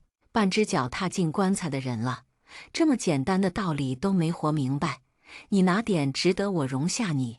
我容下你来我这里治疗我的低血压吗？还谁家娶了我，谁家倒霉？是谁摊上你这么搅屎棍婆婆？谁倒霉才对？”我越说越气，开始越骂越脏。既然你这么离不得你儿子，当初你放你儿子出来干嘛？把他锁家里当你的附属品呢？实在还不满足，让你儿子学学俄狄浦斯王。李晴，他俩都没吵赢后，李晴还想跟我动手，我直接报警了。警察来了后说，我们这属于家庭纠纷，建议我们自己调解。警察走后，我越想越气，越气越想，于是把宋晨和李晴上门来欺负我，欺负到我报警的事，调出家里的监控，发某音，发朋友圈，发我和宋晨所同在的朋友群、亲戚群，除了同事群，我全都发了个遍，力求把我仨的脸一起丢光。谁说家丑不能外扬？我要扬的满世界都知道。在我把我仨的事弄得认识的人都知道后，不知道是宋晨被他同事用异样的眼光看了，还是其他。宋晨说同意跟我离婚，但要跟我协议离婚。问题是他的协议离婚依旧是要求我净身出户，小星星的抚养权也不给我。我果断拒绝，协商不了一点。反正我也没打算再婚，哪怕跟他拖个3年5载，我都拖得起。而直到我俩的离婚官司第2次开庭时，我才知道宋晨为什么又同意跟我离婚了。因为李晴被我扬家丑的举动搞得心态崩了，跟他一起跳广场舞的阿姨都知道儿媳妇因为他要跟他儿子离婚的事儿，在背后议论他的时候，刚好被他听见了。尤其是那些阿姨八卦的时候，用疑惑的语气说了句：李晴这么容不得儿媳妇，不会是跟他儿子有什么不正当的关系吧？李晴气得肺都炸了，她觉得很没面子，认为我再继续这么造谣下去，有损她的颜面，所以她也要求宋晨跟我离婚，说有我这样的儿媳妇，简直就是家门不幸，让宋晨给她换一个听她话的儿媳妇。为此，李晴又在宋晨那里一哭二闹三上吊的。宋晨被他闹得烦了，知道保不住两个家，只能二选一了，所以他选他妈。得益于李晴也要宋晨跟我离婚，我俩的离婚官司在第二次开庭后，法院判离了，房子归我，车子给他，我给他10万补偿，小星星的抚养权也判给我了，他每个月支付1800的抚养费。因为他在跟我打离婚官司这近1年的时间里，听他妈的话，为了逼我妥协，体现出他妈如果来了我们这里后，能帮忙带小星星，减轻我负担的优势。虽然在我不还房贷后，他被银行催的还了房贷，但真没有给小星星花过1分钱，也没再管过小星星。小星星周末都是我带着，小星星自己也说要跟我。不跟他，我俩从法院出来后，宋晨却依旧把我俩会闹到离婚的原因归结于我。他泼我：秦雪，谁家都有老人，你连老人都容不下，将来嫁给谁都一样，还是得离婚。我不跟傻逼争论，点头：对，你说的都对，祝你找到一个愿意伺候你妈的好老婆。宋晨。尾声：宋晨。跟秦雪离婚的第5年，我和林怡再婚了。我俩是相亲认识的，她比我小10岁，带着一个5岁的女儿。她前夫因病走了，我妈其实不太喜欢她。我妈觉得我俩如果结婚，我将来肯定要帮她一起养她女儿。我妈也说的没错，林怡工资不高，她前夫走前，为了给她前夫治病，当时把2人的房子都卖了的。我俩相亲时，他带着女儿租房子住。相亲的时候，林怡就说过，如果结婚，希望我能帮他一起养女儿。可最终，我妈还是同意我俩结婚了。一是我挺喜欢她的，她长得很好看，还很温柔；二是我在跟林怡相亲之前，已经相了很多次亲，都以失败告终。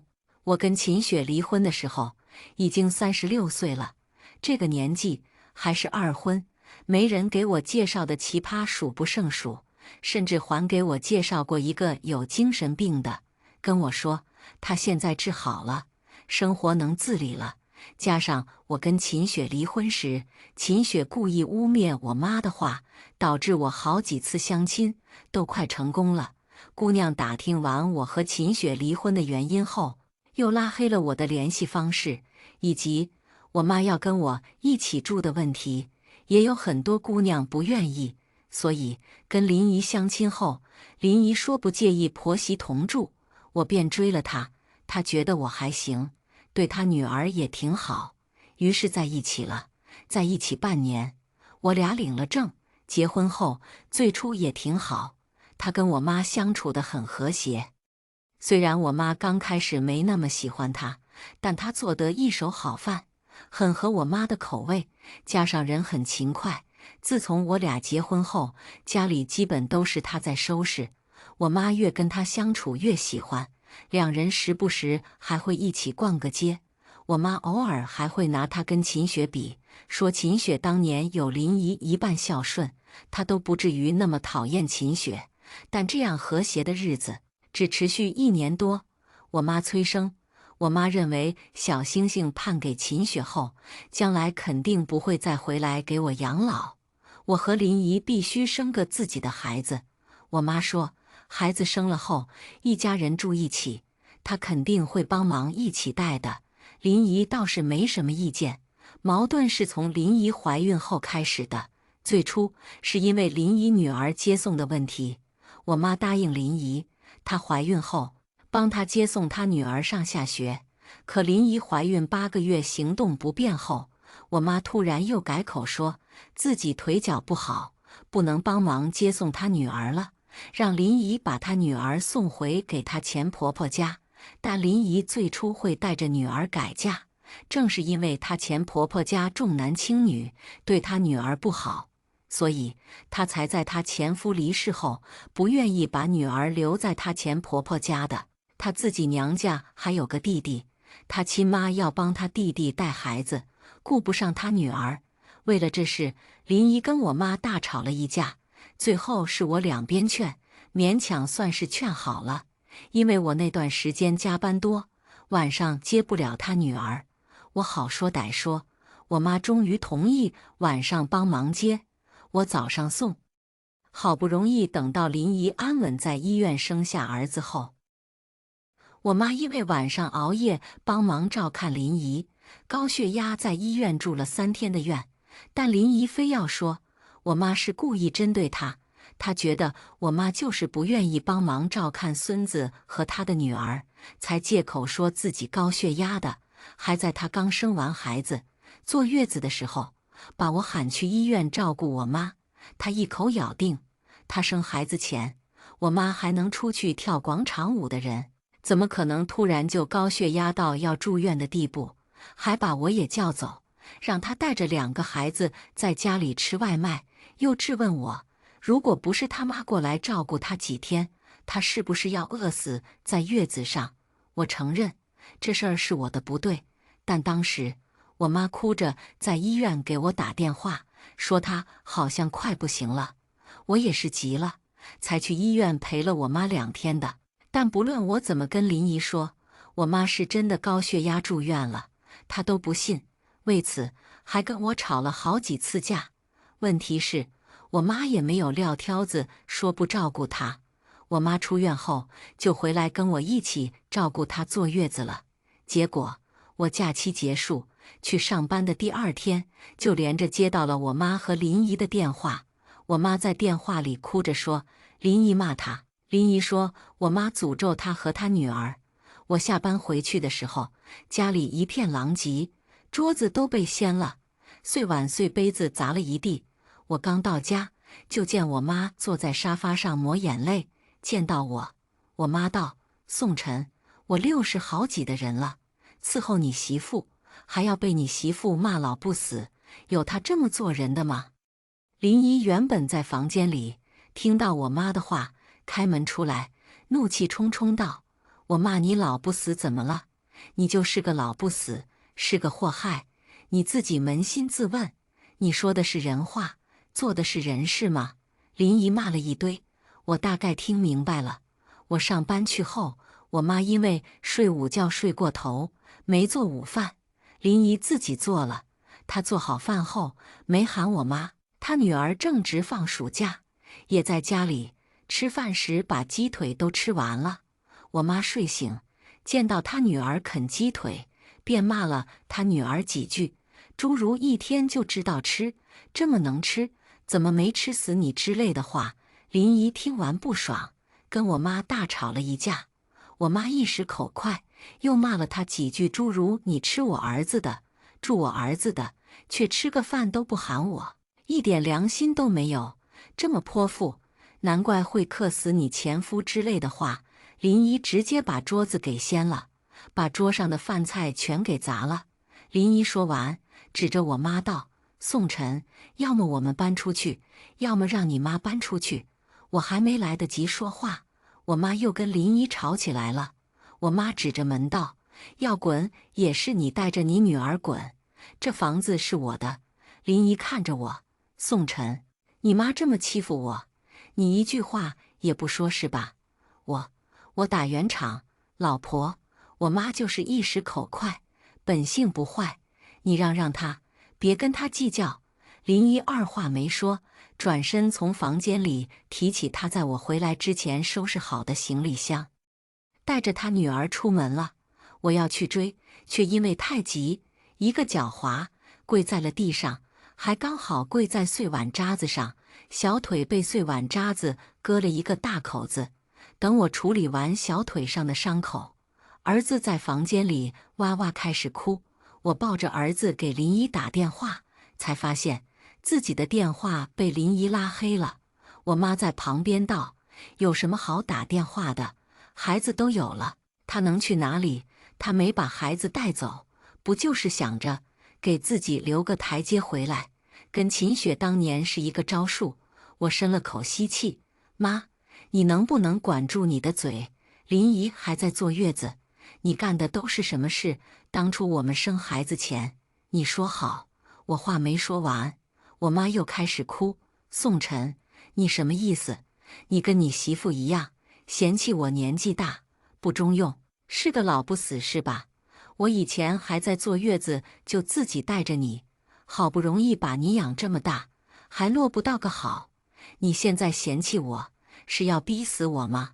反正你爸已经走了，我也跟着去了算了。我不能说，一说就是要死要活。我闭嘴，但我闭嘴也解决不了问题。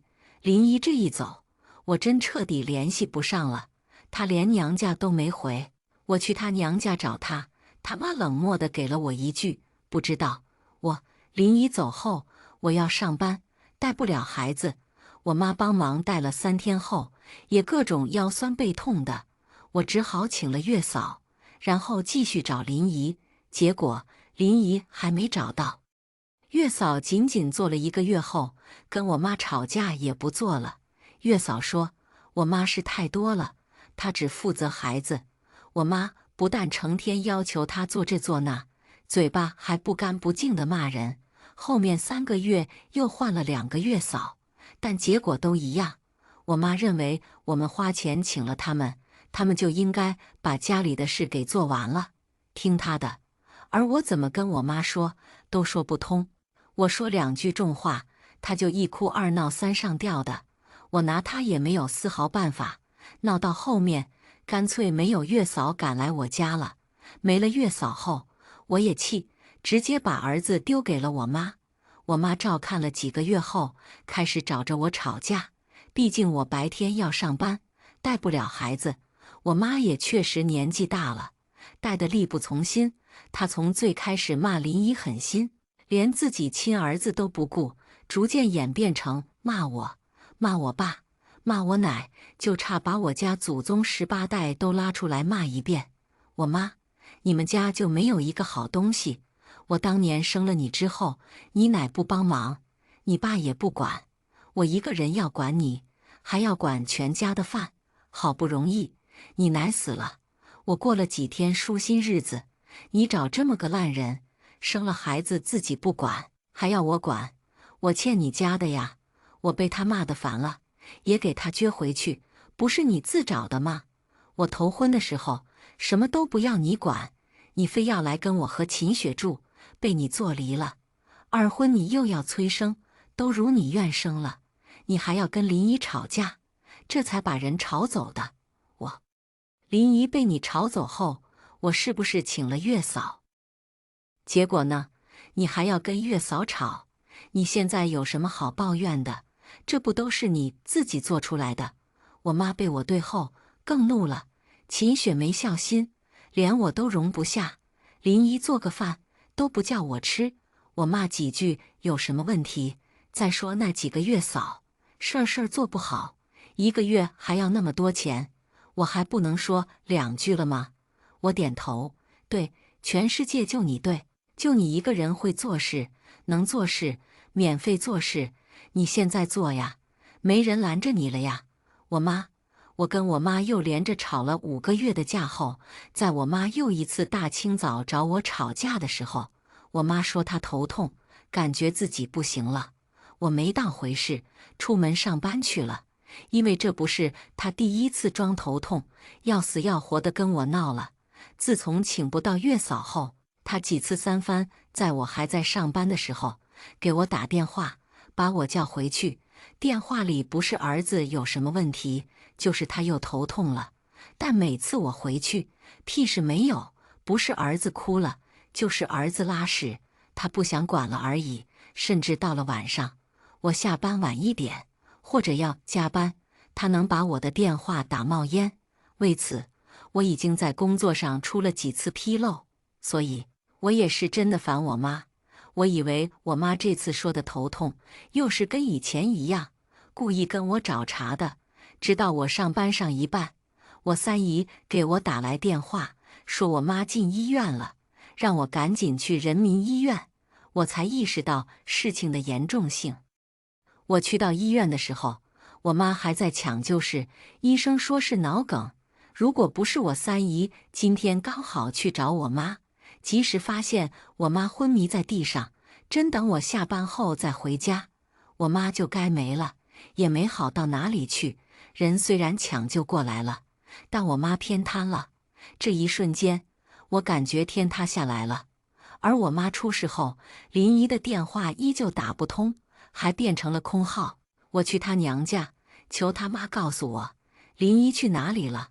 我跟她妈晓之以理，我妈现在这个样子，带不了孩子，您帮我转告林姨，让她先回来，帮忙照顾孩子一段时间，行不行？结果他妈不但没跟我说林姨去哪里了，反而奚落了我一顿。你妈变成现在这个样子叫活该，她有个儿子了不起，骂天骂地容不得儿媳妇。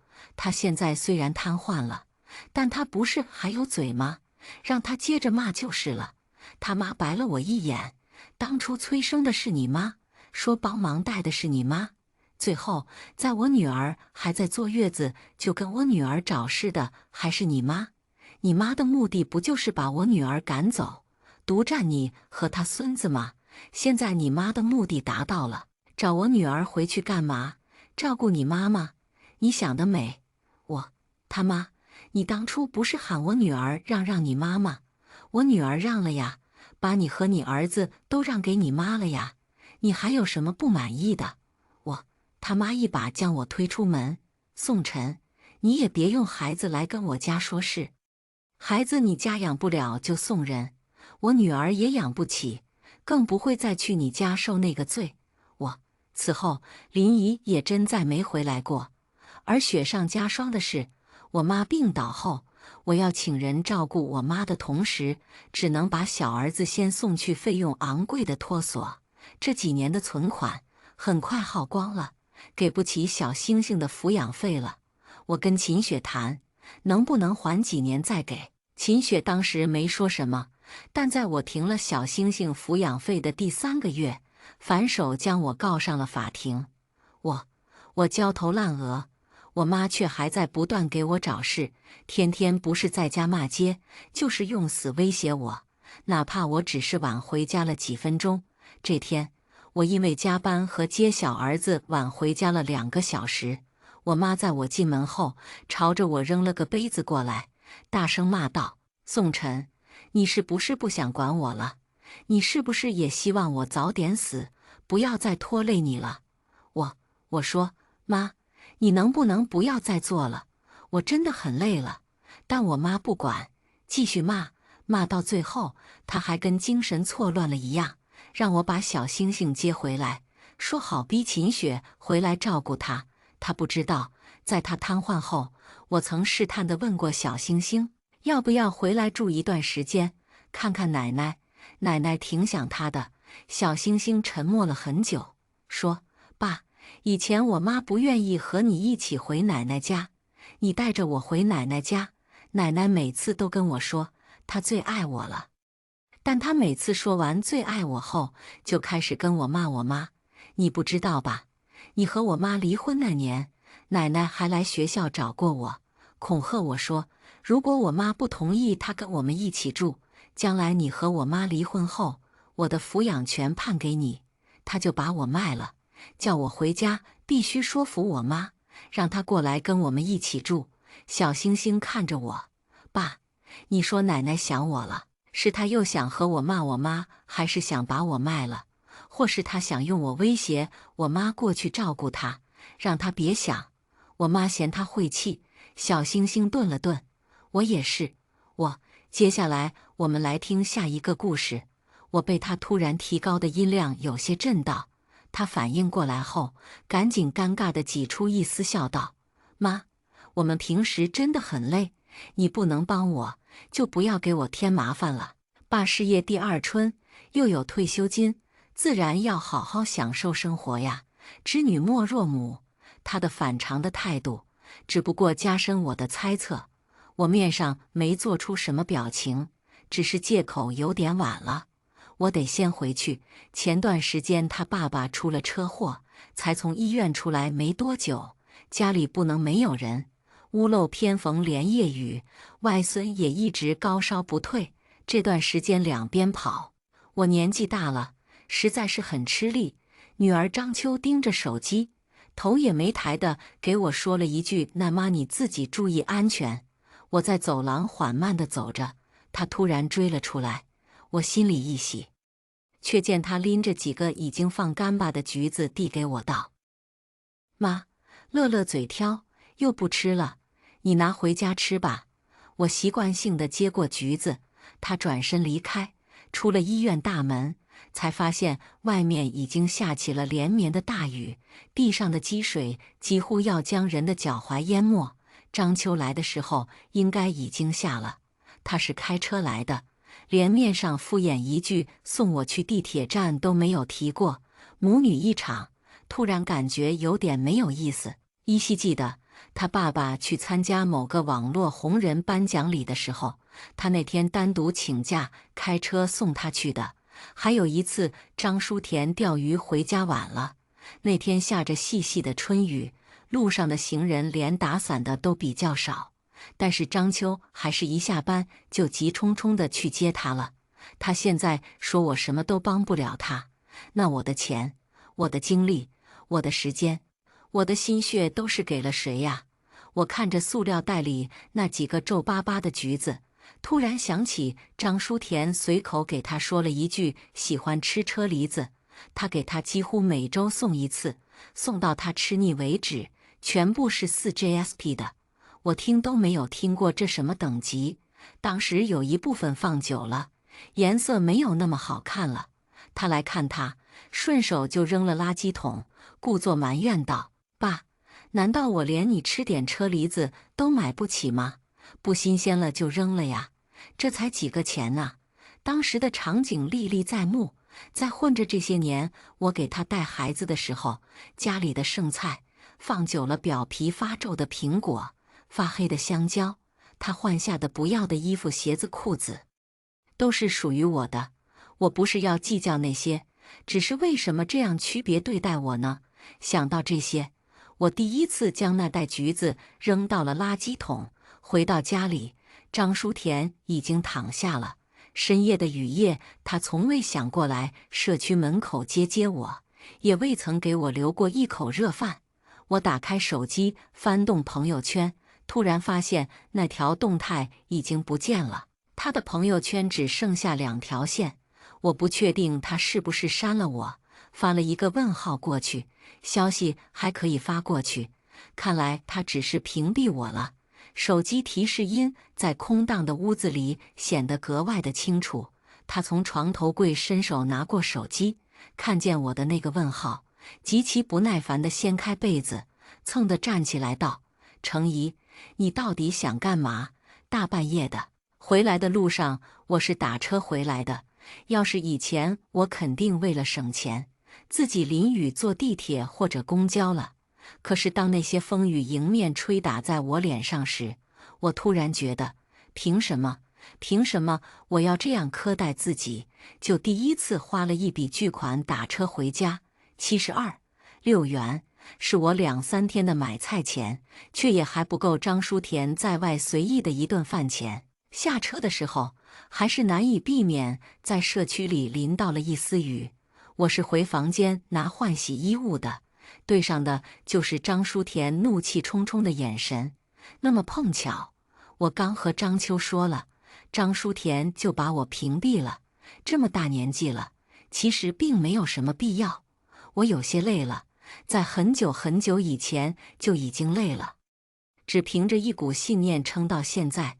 因为我想，我是人家的妈妈，当妈妈就要先摘了自己，把孩子揣在心窝里。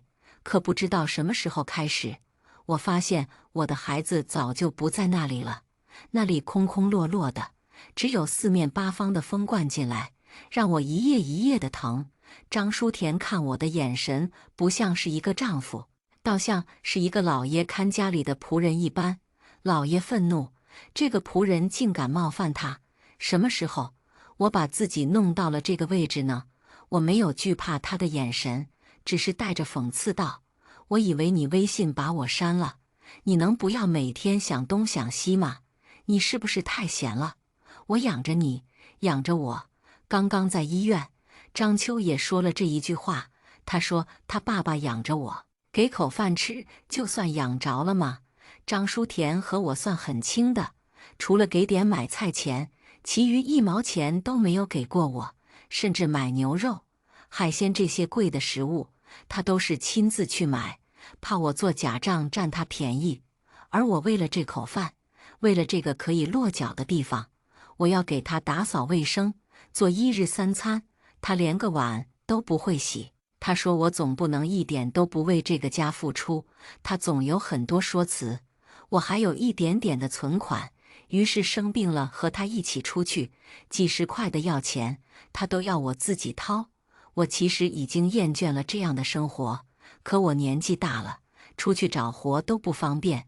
张书田还养了一只狗，它爱干净，有洁癖。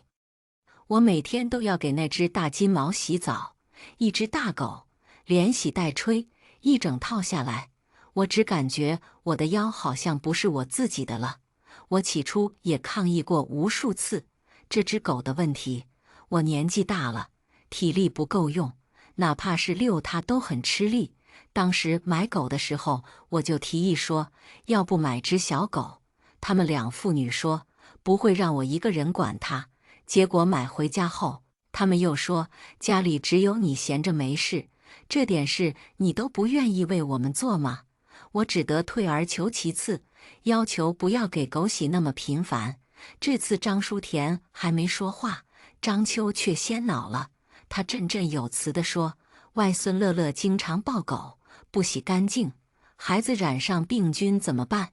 就这样每天洗，每天洗，洗到狗最后都放弃了抵抗，瘫在水盆里任我摆弄。我最初也想过去社区里做保洁，哪怕1月只有2、3千，但也算能攒一点是一点。可一方面张书田嫌我丢人，一方面他说我早出晚归的出去，那饭谁来做？他说他总不能白养着我。女儿张秋也劝我要惜福，珍惜来之不易的好日子，不要瞎折腾。好日子？这是什么好日子？给他们过，他们愿意过吗？这样的日子比上班还累。我也是上过班的。张书田画画还没出名的时候，只是顶了家里的父亲的班优，在国营糖果厂做一名工人。那个时候工人很吃香的，大家都说这是铁饭碗，我父母也这么认为。于是他们把我嫁给了他。可后来厂里的收益一年不如一年，时常发不出工资，发出了也低得难以为继。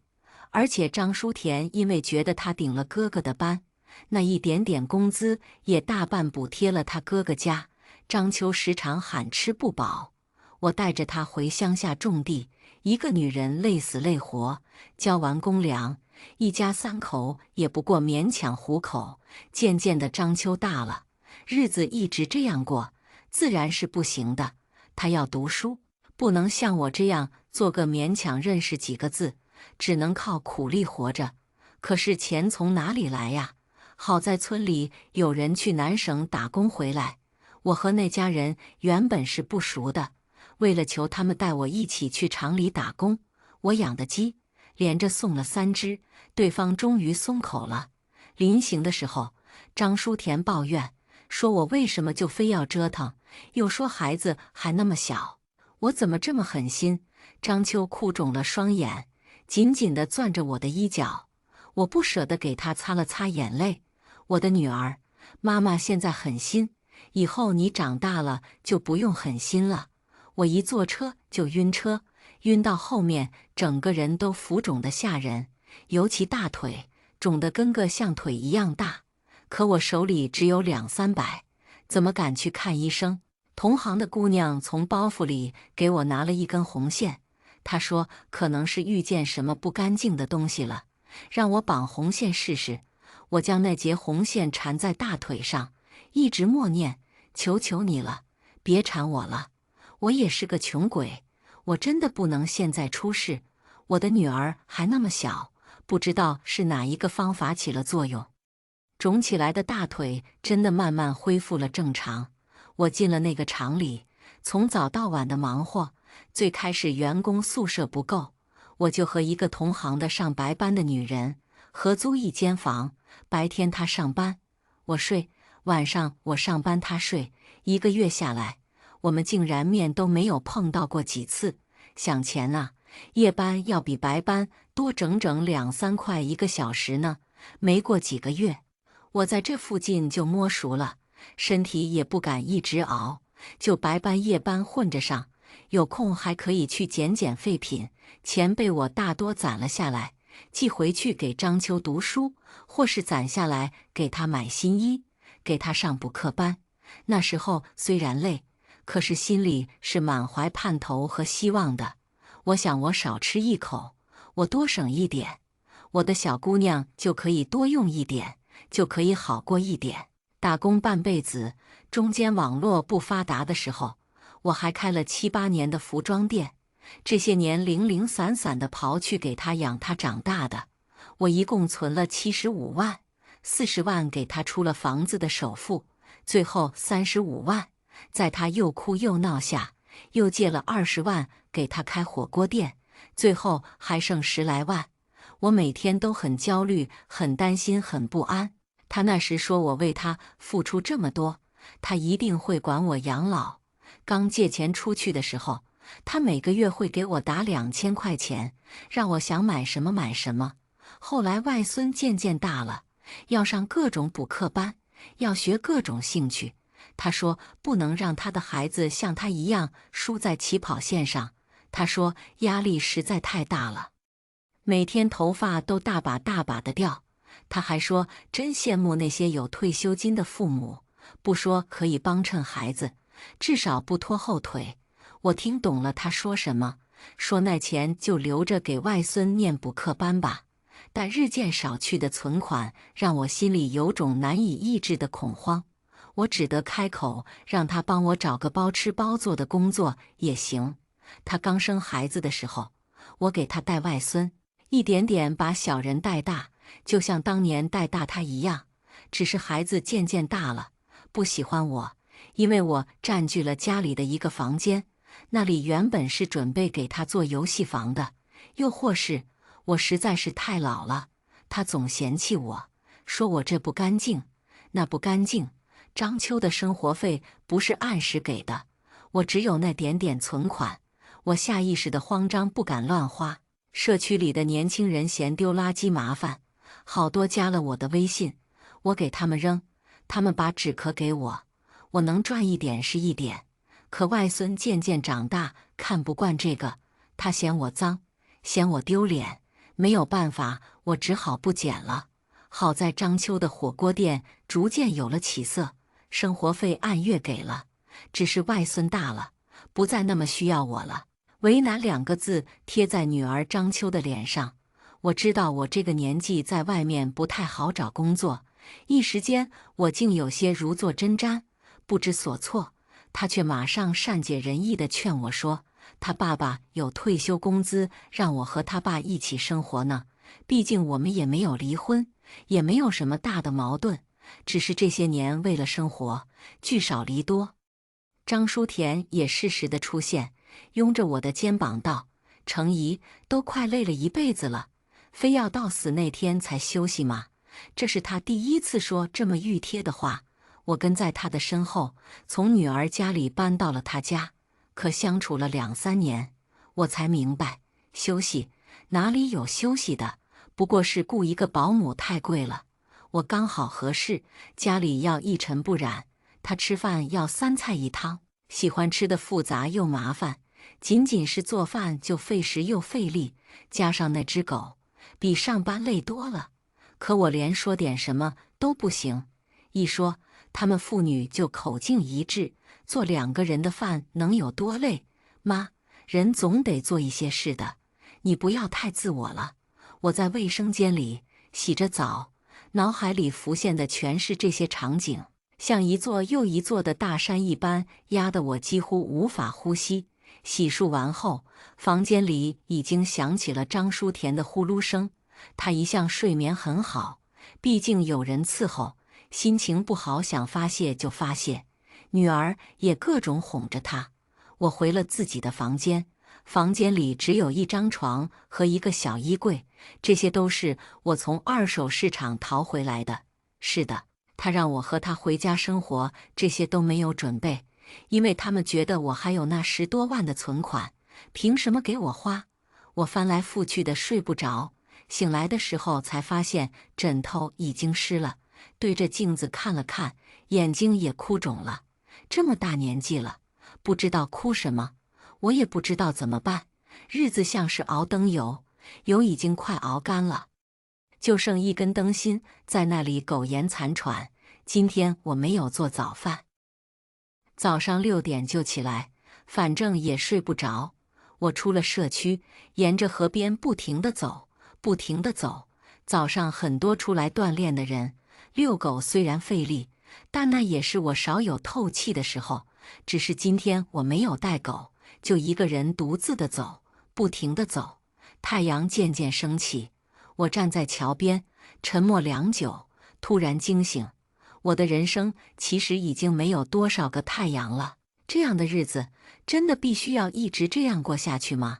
我算着张秋起来的时间，给他打了一个电话，说我想要学着看看家里的监控，让他把账号和密码给我，这样出门的时候就可以看狗有没有捣乱了。这个理由是我想了好久给他的，他没有马上答应我，而是问我为什么这么突然，又试探地问我是不是还在对那条朋友圈多想。我反问他是不是有什么事瞒我，一直这样试探我。最后他打圆场说就是随口一问，又说等他空了教我，密码他有点记不清了，晚上回家翻翻给我。挂了电话，我去一家一直很想吃的面馆，点了一份兔子面。这家店只开早上，从前牵狗遛狗一直没有时间的。面很好吃，就是可惜直到现在才吃到。而后我直接去了物业，借口我昨天忘了关门，家里好像少了点现金，要求看门口的监控。不出意外的，我看到了那个时间点，张淑田开门迎接了一个女人进屋，心有些麻木，说不清是什么感觉。好像他出轨也正常，又好像为什么一个当妻子的会觉得丈夫出轨乱搞正常呢？什么是正常？什么是不正常？我已经分不清了。我们是和奇怪的夫妻，其实早算得上名存实亡，说不清怎么就拖了半辈子。最开始是家里人劝我，说他不赌不嫖不打老婆，让我多包容包容他，日子也就过下去了。后面是一直忙着，张秋的学费生活费基本都是我在掏，但是日常有什么事还是他在跑，他至少还能给孩子做个饭。生病了，我不在的时候能送去医院。张秋也不希望我离婚再嫁，我一直觉得愧对他，没有给他好的生活，就想着不离婚也不影响什么，就凑合过。可现在突然感觉好难凑合。我的人生也快要凑合完了。我仔细地看了好几遍视频，才认出那个女人是以前镇上的乔老师。她生得漂亮，人也文质彬彬的，但是对她的印象也仅限于此。后来我出去打工了，只听说她调到县里去教书了。她和张淑田，我没有作声，只是让物业先把视频传我，我再去家里问问，确认是不是只有他来过。刚一回家，就见张淑田坐在沙发上，她的脸色难看得吓人。我刚一开门，他就发难道：“你还知道回来呀？现在懒得连饭都不做了，狗也不遛。你知道他尿的客厅到处都是吗？”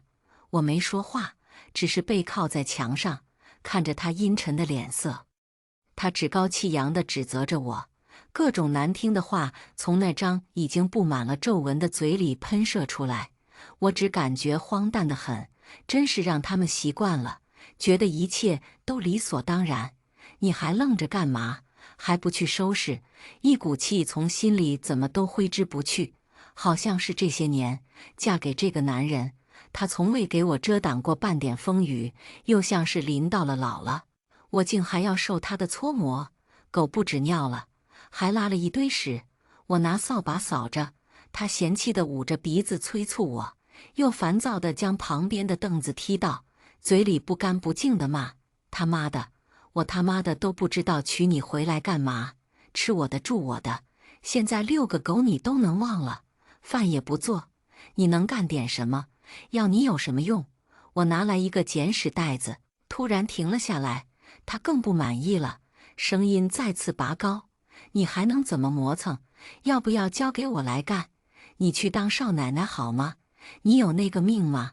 小姐的身子丫鬟命，你一天还喘上了。”我将袋子套在手上，突然抓起那堆狗屎，直接呼了他满脸，空气一下子静了下来。而后是他暴怒的吼叫声，他冲到洗手间，疯狂地呕吐着。我面上没有什么表情，自顾地从旁边的架子上拿出狗粮喂狗。他不知吐了多久。我坐在沙发上，沉默地看着电视。他终于从卫生间里出来了，捏紧了拳头朝我冲了过来。那双厂里做文员，平时画画，十指不沾阳春水的手，此时也可以青筋暴起的想要挥打在我身上。我拿起放在一旁的菜刀，朝他冲了过去。他猝不及防，被我划伤了手臂，刀劈在了旁边的桌上。是他费了很多心血，很多钱买来的红木家具。他平时还要特意的给这张桌子打蜡保养。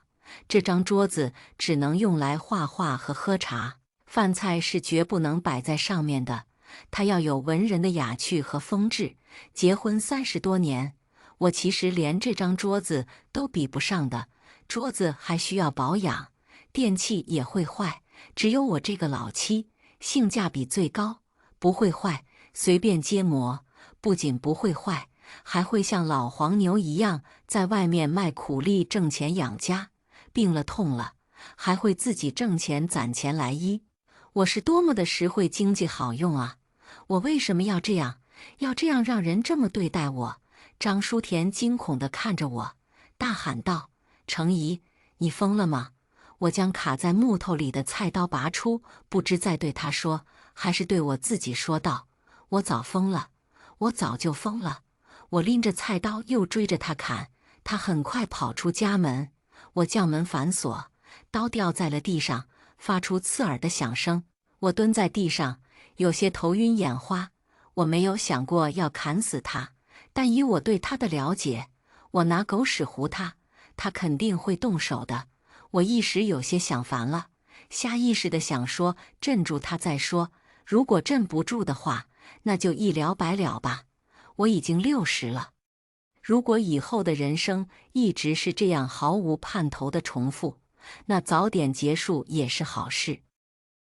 金毛豆豆从笼子里冲出来，不停地舔着我。我有些失神地看着屋子里的一起，起身想去躺一会儿，又怕张书田折返，我只好将菜刀捡起来带回了房间，缩在被子里。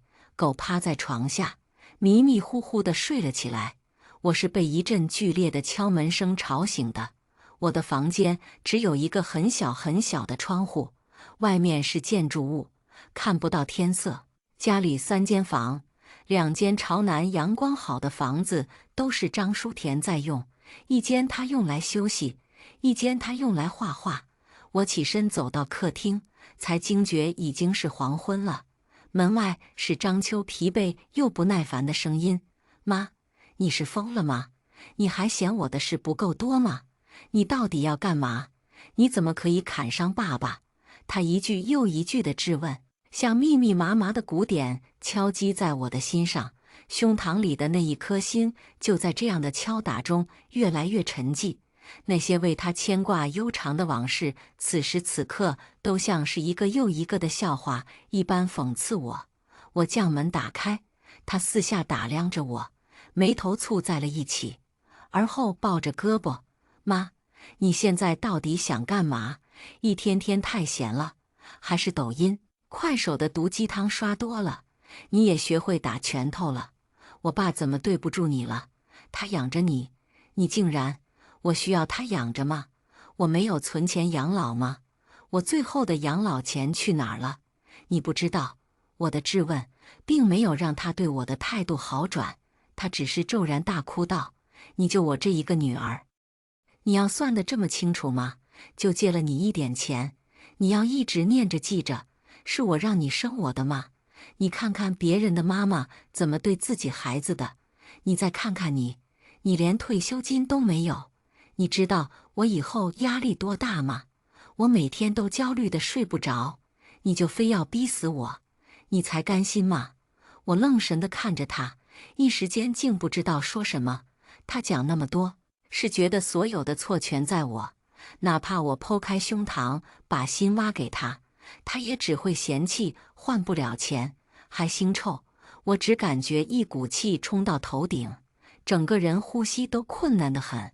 我慌忙地找椅子坐下，大口地喘着气。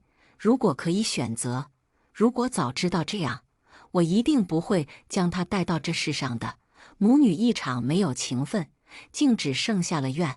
他看见我的样子，眼里下意识地闪过一丝不耐烦。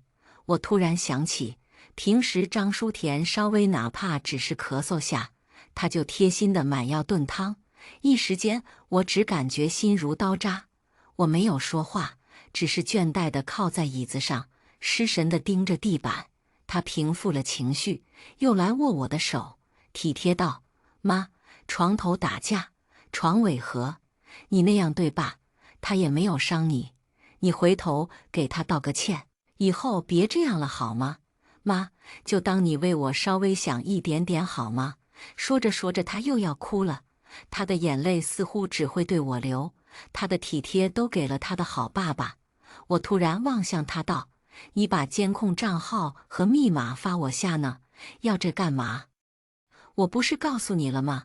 给你，搞不懂你这么大年纪了还纠结这些干嘛？”他不耐烦地发到了我的微信上。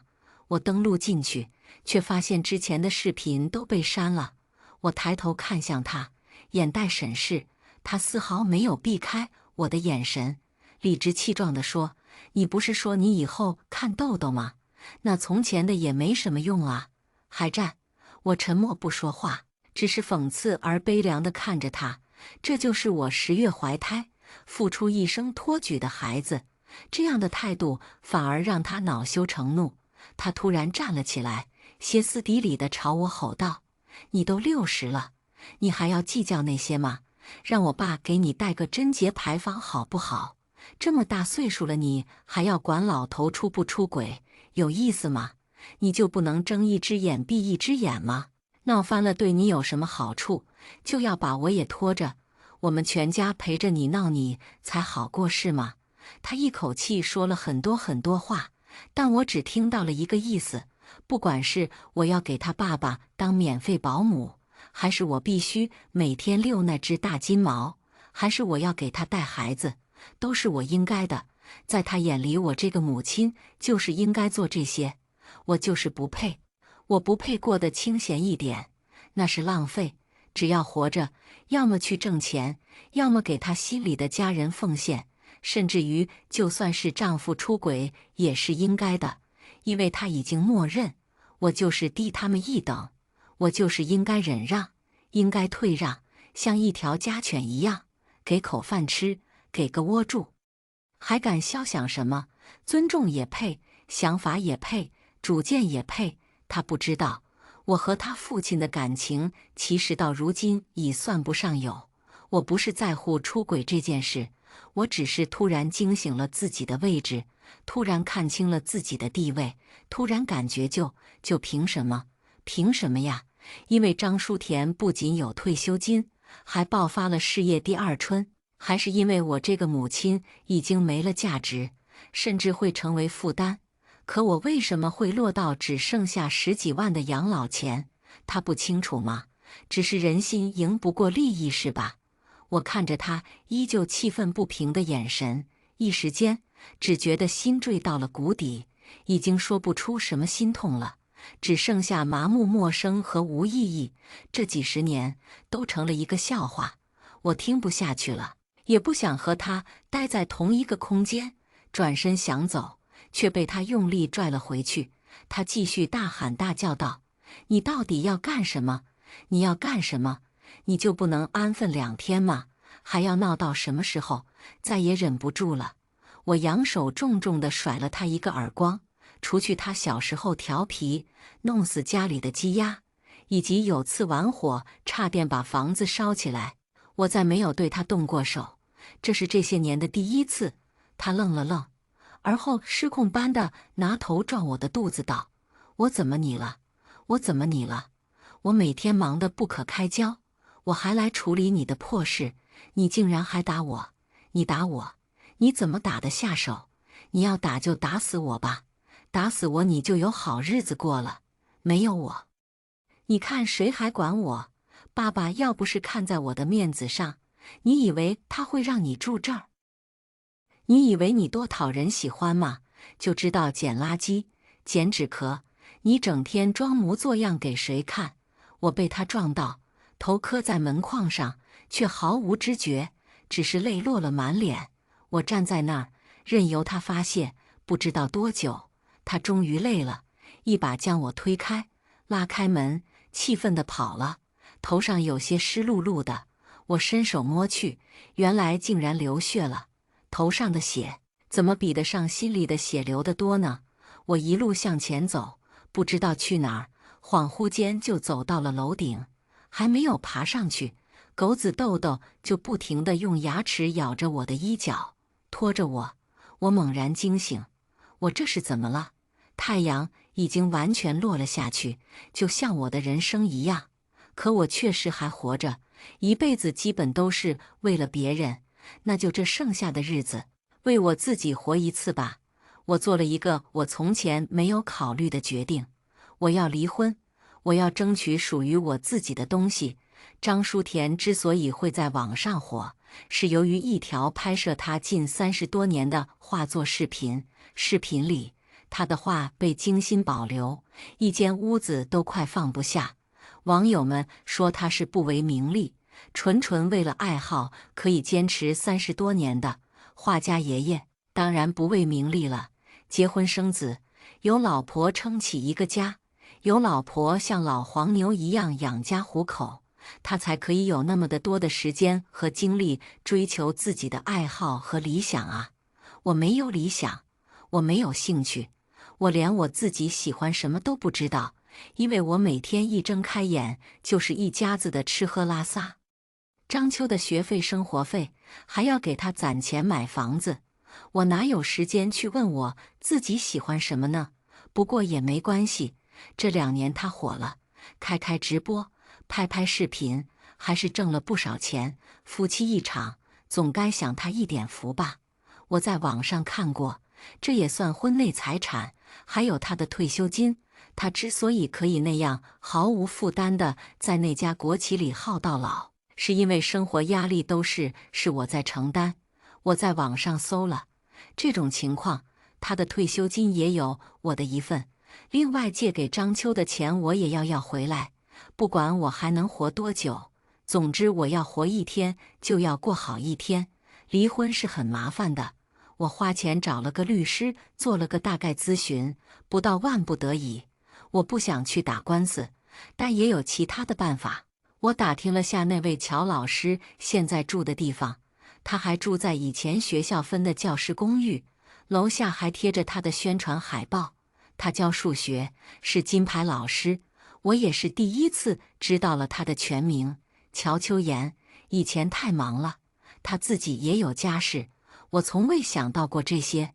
大家叫他乔老师，我也没想过去问他的全名。可我现在知道了，乔秋妍、张秋、张书田把我当什么了？他是一早就觊觎人家了。那他缠着我，和我结婚生女干嘛？我的一生算什么？我打听到乔秋妍的房子在3楼，老式的楼房，隔音效果并不怎么好。我先是给张书田打了一个电话，很快突兀的铃声从楼上响起，我的心沉到了谷底。他明目张胆地住到人家家里去了，我的好女儿还让我去给他道歉，我简直笑了。笑着笑着，鼻子有些酸，我忍着不哭出来。没什么可哭的，他们这样欺负我，那就欺负回去。30年前，我可以只身一人跑到南省挣钱，现在我也可以靠我自己，靠我自己出了心口的这口玉气。我没有马上冲上去，而是给警察打了一个电话，举报张书田嫖娼。很快，警车的鸣笛声响起，我站在角落里，拍下了他们被带走的视频和照片，而后回家喂狗遛狗，然后又去给自己买了几件金首饰。走累了，再去从不敢消费的餐厅吃了顿豪华大餐。我把食物不停地往嘴里塞，眼泪混在食物里。这么好的东西吃起来竟然那么苦涩。我想眼泪拌饭的味道，生下的年岁不要再体验了。人生已经到了这个时候了，眼泪该流干了，以后就笑着活吧，笑一天算一天。很快张秋给我不停地打了电话过来，我一个都没有接，后面烦了，索性关了手机。城里的房子太贵了，当年我和张秋一起待过的乡下老家，房子已经垮得差不多了。好在现在老家的人都往城里跑，我带着狗回了老家，几百块就租了一个大房子，还带个大院子，离我名下的地也不远。在乡下，狗子更是敞开了玩，我再也不用遛它了。我刚把房子收拾得七七八八的时候，收到张秋的一条微信，他说他爸爸已经被保释出来了，又问是不是我举报的。我没有回他，想着也是时候去处理离婚的事了。我把狗子托付给了邻居一段时间，单枪匹马地杀了回去。回去的第一时间，我没有去找他们父女，而是先缠着乔秋妍。我需要一个帮手，一个帮我拿到最快离婚好处的帮手。他帮也得帮，不帮也得帮。起初他对我很是不屑，话里话外地说我是个没文化的糟老婆子，又说我心狠，对自己的枕边人都可以做到这个地步，这算哪里呀？我去他儿子儿媳的办公楼坐2天，他就老实了。他孩子都在体制内，我只告诉他我在定制横幅，劝他们要管好自己的妈，他就眼泪鼻涕流得满脸都是的求我。他说他可以马上和张书田分开，以后绝不联系。我伸手替他整理了下精致的卷发，道：别误会，我这是要成全你们呢，只是我成全了你，你也成全我，帮我说服张书田把这份离婚协议签了吧。凭什么？你凭什么？不凭什么，凭我烂命一条。以后你家走到哪儿我缠到哪儿。你也不想我打印好的一堆3米横幅拉满你们的社区、学校、单位吧？一人做事一人当。你去缠我孩子干嘛？你当什么？当老小三？当鸡婆？当……你自己没有魅力，是你家张，生什么气呀？我就是没有魅力呀。你这么有魅力，不要让我失望啊！黄昏恋也不容易，我真是心疼你们这么没名没分的。所以我们各自帮对方一把，不是很好吗？我将桌上的离婚协议递到他手上。乔老师，我一直都是很欣赏你的，这次让我看看你的魅力好吧？张书田最开始知道的时候，气得对我破口大骂。他说让我有什么冲着他来，乔老师是个文化人，让我不要伤害他，又说他们是很纯洁的关系，只是和我这样的人生活，对他而言，这一辈子毫无意思。难道连他交个精神朋友都不可以吗？我开着录音听着，在他说累了的停下来的时候，我只说了一句话：挺好的，你的真心话，我都录了下来了。我到时候帮你拿喇叭去宣传，让大家帮忙歌颂你的高洁情操，好吗？程怡，你疯了吗？你到底想要干什么？你是有病吗？我要什么还要和你们说多少遍？你觉得毫无意思，难道我就觉得有意思吗？不要再装疯卖傻了好吗？你还懂什么意思？你懂什么？你念过几天书，学过几个字，在网上刷点毒鸡汤，就不知道你自己是谁了是吧？傻逼！我骂完就挂了电话，已经不想和他争执了。我直接去了乔秋妍儿子单位楼下，刚拿出喇叭调音量，张书田就追了过来，他愤怒地要抢我的喇叭。我侧身躲开，冷冷道：张书田，你非要和我对着干，那我只好每天来，每月来，来到我们双方谁死了为止了。我耗得起的。你。他气得大喘气，乔秋妍哭得楚楚可怜地扯他袖子，真是厉害，老白脸也可以开得这么好。张书田当即像凭空安了腰杆一般，直起腰道：要离就离，谁稀罕呢？晚了，我现在只想鱼死网破，我见不得你们过好日子。你知道的，我这辈子都没有过什么好日子，看着你们这样，我心里太不舒服了。还是大家一起不开心的好。说着，我就举起喇叭，大喊他俩的名字。我还没说什么，只有几个路人围了过来。张书田就慌得跳脚般的问我到底想要怎么样？你扇你自己几耳光，和我道歉，说你耽误了我，说你不是人，说你对不起我。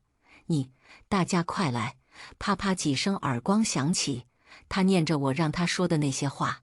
喇叭从我手上掉落，张书田不敢再拖再惹我了，主动催我签了离婚协议。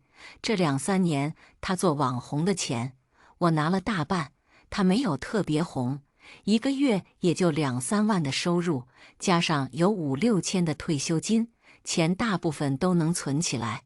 托他的福，我分到了4、50万，他的退休金以后每个月也得给我一部分，我很满意。他让我不要再做梦蛾子了。张秋来找我，问我是不是疯了，我没有理他，直接闭门不见。他也不敢回乡下，他怕人们的指指点点。只是令他没有想到是，我们再次见面是在法院审判庭上，我起诉他，追回我借的钱，还有我给他火锅店免费打工的工资，以及我给他带孩子的保姆费。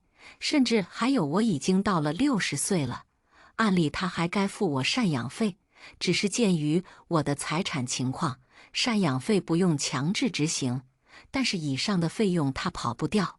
他觉得我没有给他付出什么，那就不要免费给他这些了。他威胁我说，给了这笔钱以后我们就再没关系。我只回了他一句，双喜临门，挺好的。打了这场官司，我才知道张秋的火锅店早就开始盈利了，她老公的事业也做得还行。当初买的那套房子，贷款早已还清，他们最近甚至都准备去 H 再买一套房子。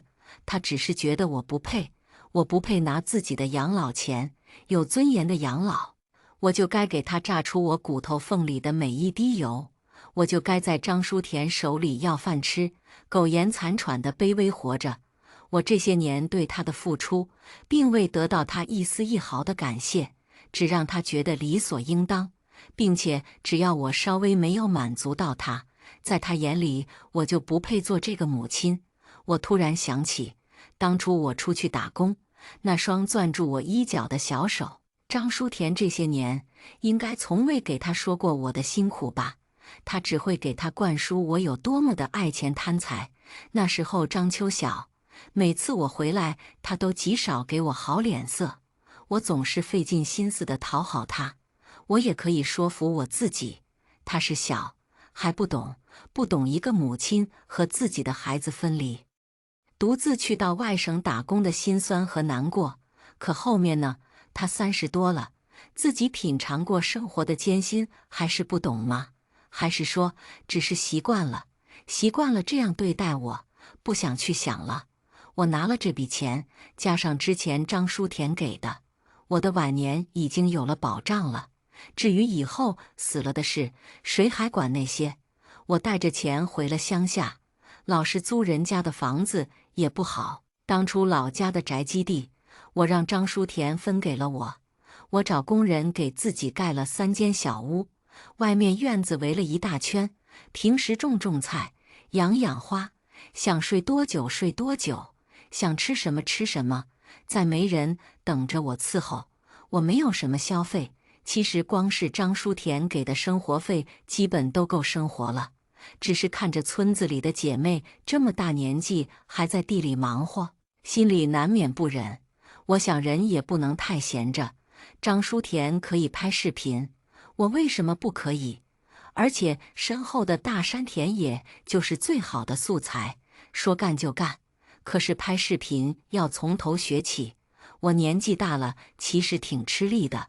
好在经常过来陪金毛豆豆玩的姑娘刚毕业，正愁找工作，我们一拍即合，开始在村里做自媒体，伺候张书田，以及给张秋带孩子。那些年，我的厨艺飞涨，我们直接选择了美食这个赛道。我可以在山里田地里取材做一餐好饭，这些东西我从小就会。后来有了张秋，我总觉得愧对他，没有给他很好的物质条件，因此即使再普通再寻常的小菜，我都用10分心思去做。我只想他吃得开心，健康长大。我没有很急，反正张书田没死之前，我是一直有生活费，可能就是这种心态吧。我竟然出乎意料的火了，又因为我喜欢穿粉色的衣服，大家叫我甜心奶奶。为什么这个年纪穿呢？当然是想穿就穿。我以前稍微穿得亮一点，张书田都说我老不休，这人纯有病。这是网上说的那个什么破吧？哼，我现在想穿啥穿啥。在网上火了以后，我最开始只是打广告，带货，后面了解到很多村里的年轻人，又像我当年一样，和自己的孩子骨肉分离去市里或者去外地打工。我不由自主地想起了当年那个逼不得已的自己，要有工作给大家就好了，说干就干。我们在村里开了工厂，开了公司，附近几个镇的人都在这里上班，下班就可以见到自己的孩子。我把精力全身心地放在给家乡做宣传上，我想这样即使我死了，这条路也不会断。在我事业蒸蒸日上的时候，张书田翻车了，因为我的走红，我们的关系被扒了出来。很快，当初他和乔秋妍被警察带走的视频也流传到了网上。当时搞那么大阵仗，不止我一个人拍了。很快，张书田受不了谩骂，想要注销账号。张秋来指挥我，让我帮他爸解释，又说没有他们父女给我的钱，我不会有今天。我消息都没有回，他和爸爸一样，脑子都有点问题。再次知道他们的消息，是听说张书田被人骂得脑溢血瘫痪了，而我此时已经在南极看极光了。曾几何时，我做梦都没有想过，我竟然会走到这么远的地方，我竟然还能看到这样的景色。人生真他爹的要好好活呀！网络上任何一件事都会被扩大，被扒出来的不止张书田，还有张秋的火锅店。曾经门庭若市、虚无坐席的火锅店，现在变得门可罗雀，没多久就关门大吉了。乔秋妍离开了张书田，黄昏恋像老房子着火，一发不可收拾。可现在老房子穷了，没有什么东西可烧，也就冷却了。如今张书田也只有靠他的孝顺女儿了。只是令我没想到的是，不过半年，我就在新闻上看到了他饿死家中，被人发现已经浑身是蛆的消息。他这样引导、纵容孩子看低苛待我这个母亲，他这个父亲难道可以幸免？父母是孩子最好的老师，张秋如此对待我们，他也不怕他的孩子有样学样。那孩子在我离开章丘的时候，就已经经常对他发脾气，大吼大叫了。不过也不重要了，那是他的人生课题。20年弹指一挥间，但是我却觉得这20年比我人生的前60年都要好。这20年是完完全全属于我自己的，我接受命运给的一切，我每一分每一秒都为了自己而活。这些年，章丘一直在到处打听，想见我，可我不想见他了。他曾经说我只有一个孩子，他和我断绝关系后，我必定孤独终老。可这些年，我各种捐款、修路、建学校，我有了很多很多的孩子，他们好多赶来送我最后一程。我并不孤独，我很满意我的现在了。死后那些钱，我也立了遗嘱，全部捐出去。我知道他想要什么，可我偏不想给他。人的心冷得彻底后，就再也暖不了了。意识渐渐模糊，有一个声音在头顶响起，他问我想不想重生，想不想重来一世。我拒绝了，我很满意我这20年的生活，如果有来世，那就去过新的人生，去体验新的世界吧。